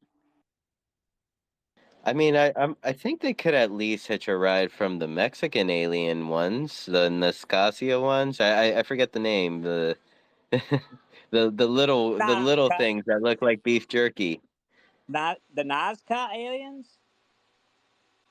Yes.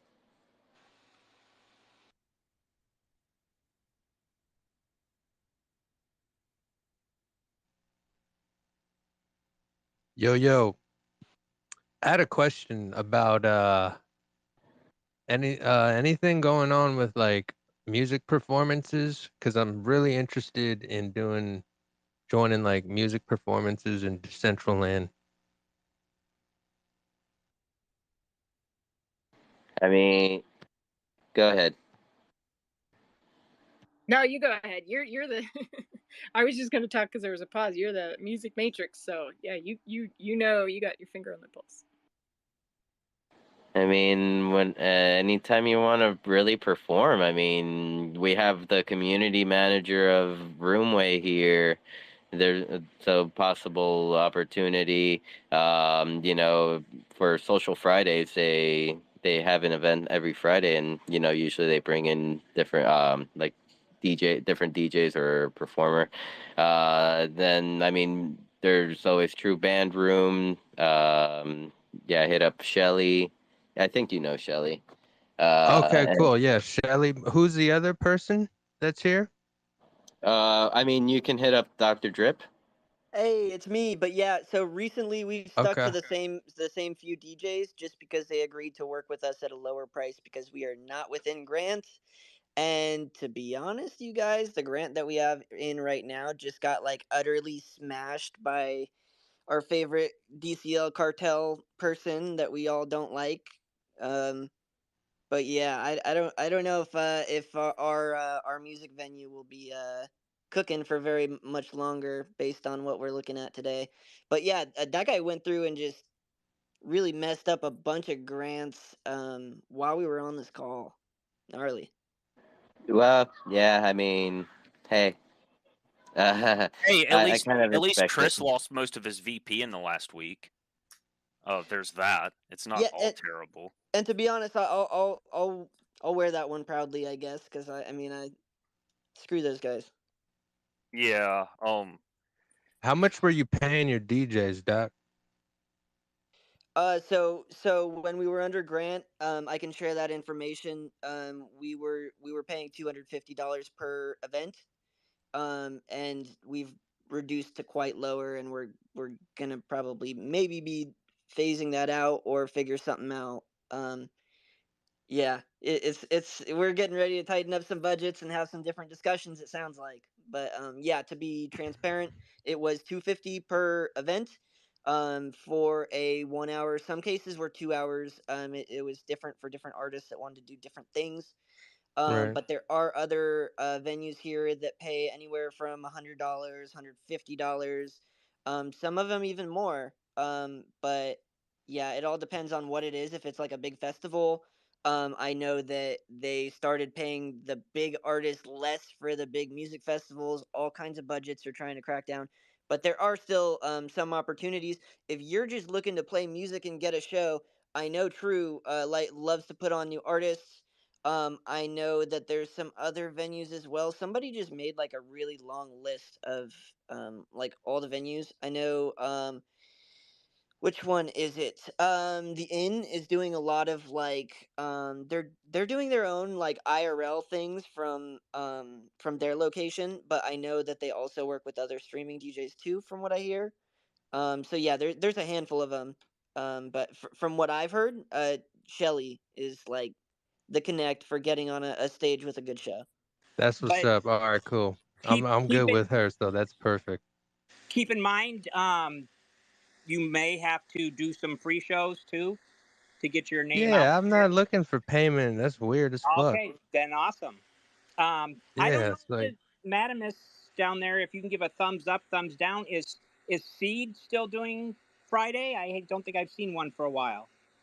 Because Madamus down there has a spot called Seed, and for a while they were allowing any DJs to do a set every Friday, so they could get some exposure. I think last Word. I saw, Seed was going to take a little break. Um, and then Deuce also, Metaverse Music Month is coming up in November. And I know there's been, I think the deadline's passed because they had to extend it. I'm pretty sure that ship has flown for the official, to get on the billing for artists for Decentraland. But my guess is that there's still going to be a lot of smaller venues looking for like new artists that come in. And so that might be another way to just, there might be more concerts in November, which would be Yeah. cool. Yeah, Sinful hooked me up with that one actually. Thank you. I signed up for that.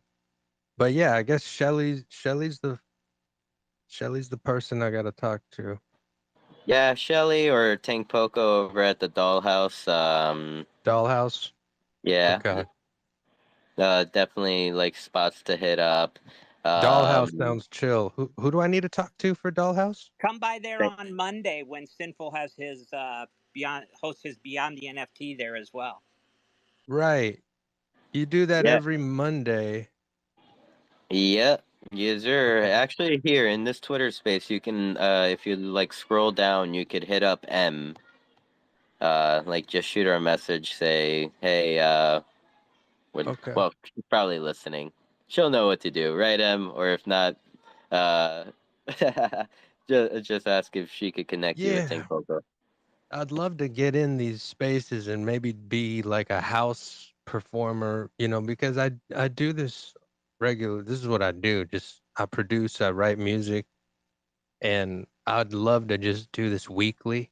I'm not looking for payment. I just love doing this and I love teaching. I love educating. So like my whole thing is just like I just want to provide entertainment, some fun, some real live music, you know what I mean? And just spread love, and grow the network. So like that's my whole premise. I'm not here to make money off people or anything. I just want to entertain and play music and make people have fun.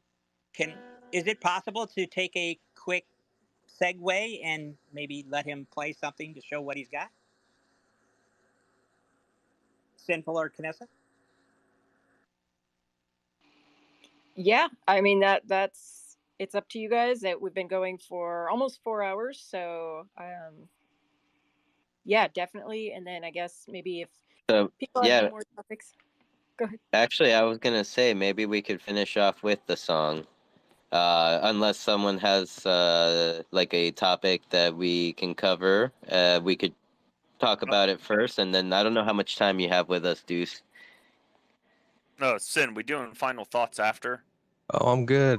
You guys can definitely do what you got to do. I don't want to interrupt, take away from the conversation of what's being, supposed to be talked about and stuff.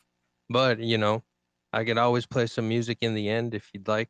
It's not a Yeah, problem. I mean, if there's anything, I could just ask for final thoughts from everyone here in the speakers panel right now, and then you could just hit the song, and we could close with that. Alrighty. Doesn't look like any topics. I know Zesty just asked if I was gonna do final thoughts, so I'll start with you. Uh, take your vitamins, renew your ENS names, and have a nice weekend, everyone. Thank you, Zesty. One existence. I'll pitch for Babalex again. You don't have to go to the Discord to do it, but let's make a difference somehow, and use your votes. Give him a vote if you think it will be worth it. And thank you. Be safe. Be well. Be you.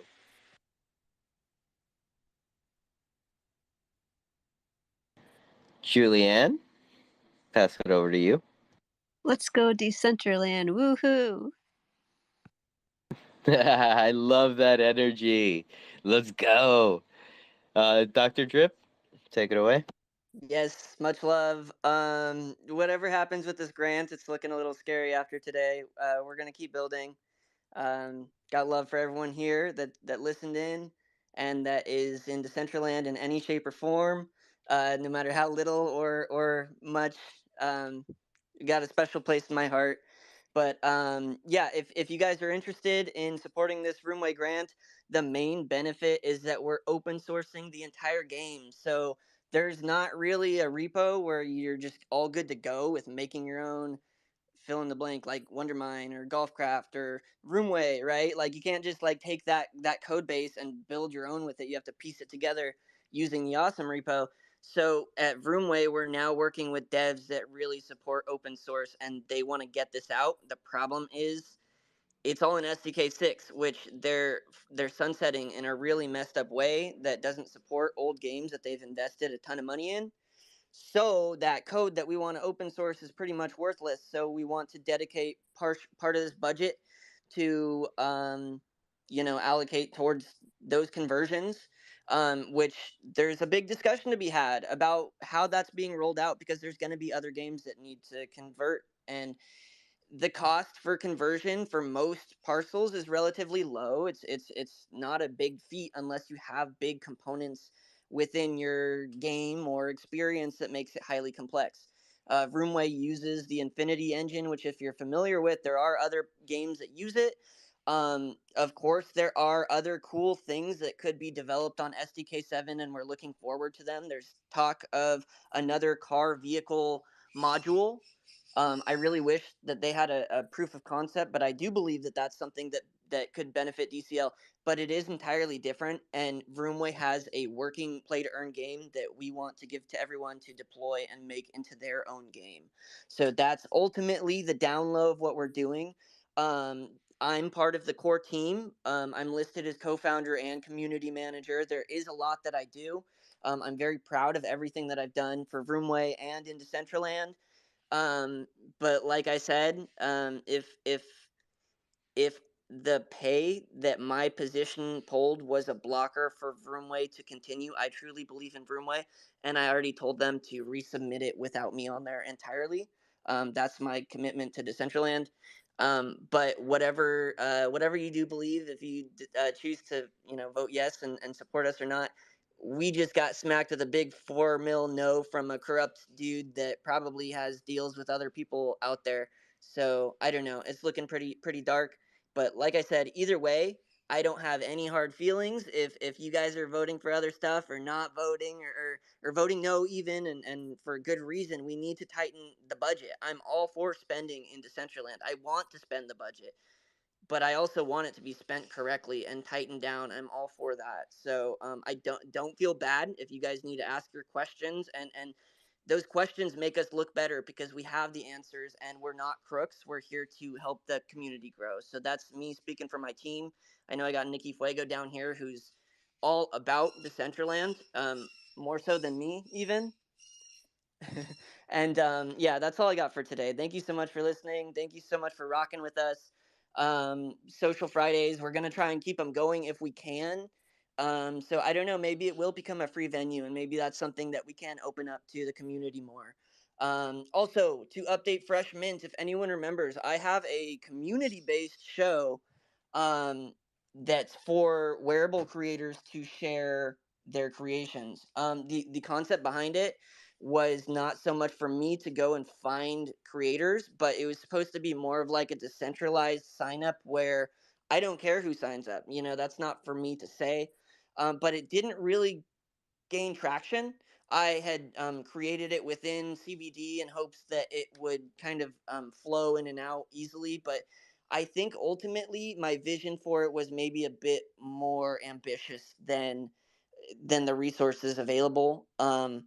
And so it's kind of gone dormant. And just recently, the landowner pulled the land. I did rent a parcel on the Decentraland sign that I didn't exactly know what to do with, so I will be pushing it over there. It's still got a special place in my heart, and if anyone signs up for it, we will do a show. We'll record it for you. It'll be awesome. But for now, I just wanted to be transparent with that project. I got to figure out what to do with it. So Thank you for the support. Thank you for the love. I'm still building with Last Slice. We're building the in-world builder. I've created about 60 items to go in that builder, including some really sick guitars, some skateboards, some surfboards. I mean, I'm just thinking like shred, like we all like to shred. Maybe I'll make a shredder next. But anyways, thank you guys. Hope you enjoy your weekend. Much love. Bye. I'll just add the show is an awesome idea, concept. I was a guest a couple of times. Thank you so much. I would love to see that kick off again. Thank you, Dr. Drip. You know we love you, man. And now I'll pass it over to our co-host here. Yeah, I would just say, be kind to yourself, be kind to others, the same old, but also just like know your why because there's a quote and I haven't found it, but I used to have it on my wall in my room in where I taught high school special education because that's kind of a hard position to keep coming back to every day. There's a lot of heartbreak, a lot of when you have victories they're great, but when you have losses they're pretty severe. So like I tried to help my staff understand that like we had to know our why. Why do we walk in that door every day? Like, because it's pretty fucking hard to walk in when you know you're gonna lose. When you go to war, when you know you're gonna lose the battle. So know your why. And the quote was something like a ship that knows its why can withstand any storm. But now I'm like, well, shit, a ship can't know its why, but basically, if you know your why, then the drama and the Tao, it's just chatter, and I mean maybe hopefully, but we have to know our why here if we're gonna survive. I think it's important, and just I don't know personally, like my why isn't what it used to be, and so it can change over time. But I think it makes us stronger, and we got to survive the bear market. Like I said, one of these days, out of the blue, prices are gonna, you know, they're just that's I don't know. It's things are gonna change. They're not gonna be like this forever. So we got to survive long enough to see that change. And I'll see you guys next week. Thank you, Kanessa. And yeah, thank you everyone for being here. I really appreciate every single one of you and your time. We had a long conversation here. We touched on some pretty important topics, and kind of yeah, we need to be better to each other. We need to find a way to move forward. Like, it's very clear that as a Decentraland community, we're strong, but a portion of our overall community, which would be the DAO community, is, kind of something that we need to work towards, either whether it's like being better to each other, lifting each other up, or yeah, kind of yeah. Well, lots going on over there. No, thank you, everyone. Deuce, I'm gonna put you on the spot now here. Give us your final thoughts, as well as name of the song, and if you have a description for it, like you're welcome to share, and you can play.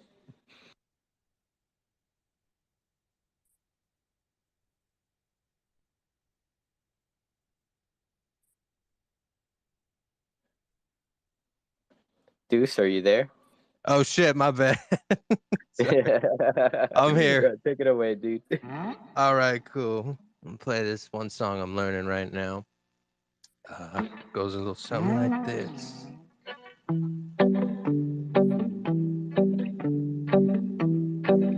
When I pause, it means I'm scrolling down on the screen, you feel me?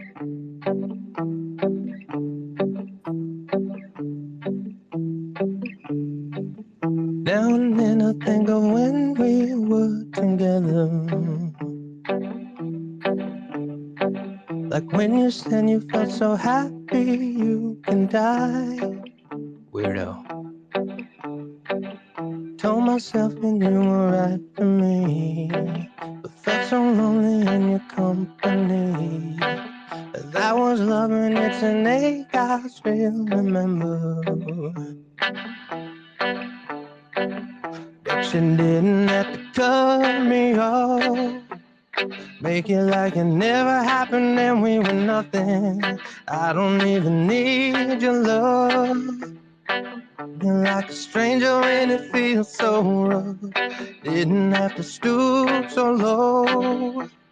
Have your friends collect your money and change your number. I don't even need it though. Now you're just somebody that I used to know. Now you're just somebody that I used to know. Now you're just somebody that I used to know. Now you're just somebody that I used to know. Let me hit that second verse. You can get addicted to a certain kind of sadness, like resignation in the end, always the end. So when we found out that we could not make sense, but I'll admit that I was glad that it was over. But you didn't have to cut me off. Make it like it never happened and we were nothing. I don't even need your love. You didn't have to stoop so low. Have your friends collect your records and change your number. I don't even need it though. Now you're just somebody that I used to know. Now you're just somebody that I used to know. Now you're just somebody that I used to know. Now you're just somebody that I used to know.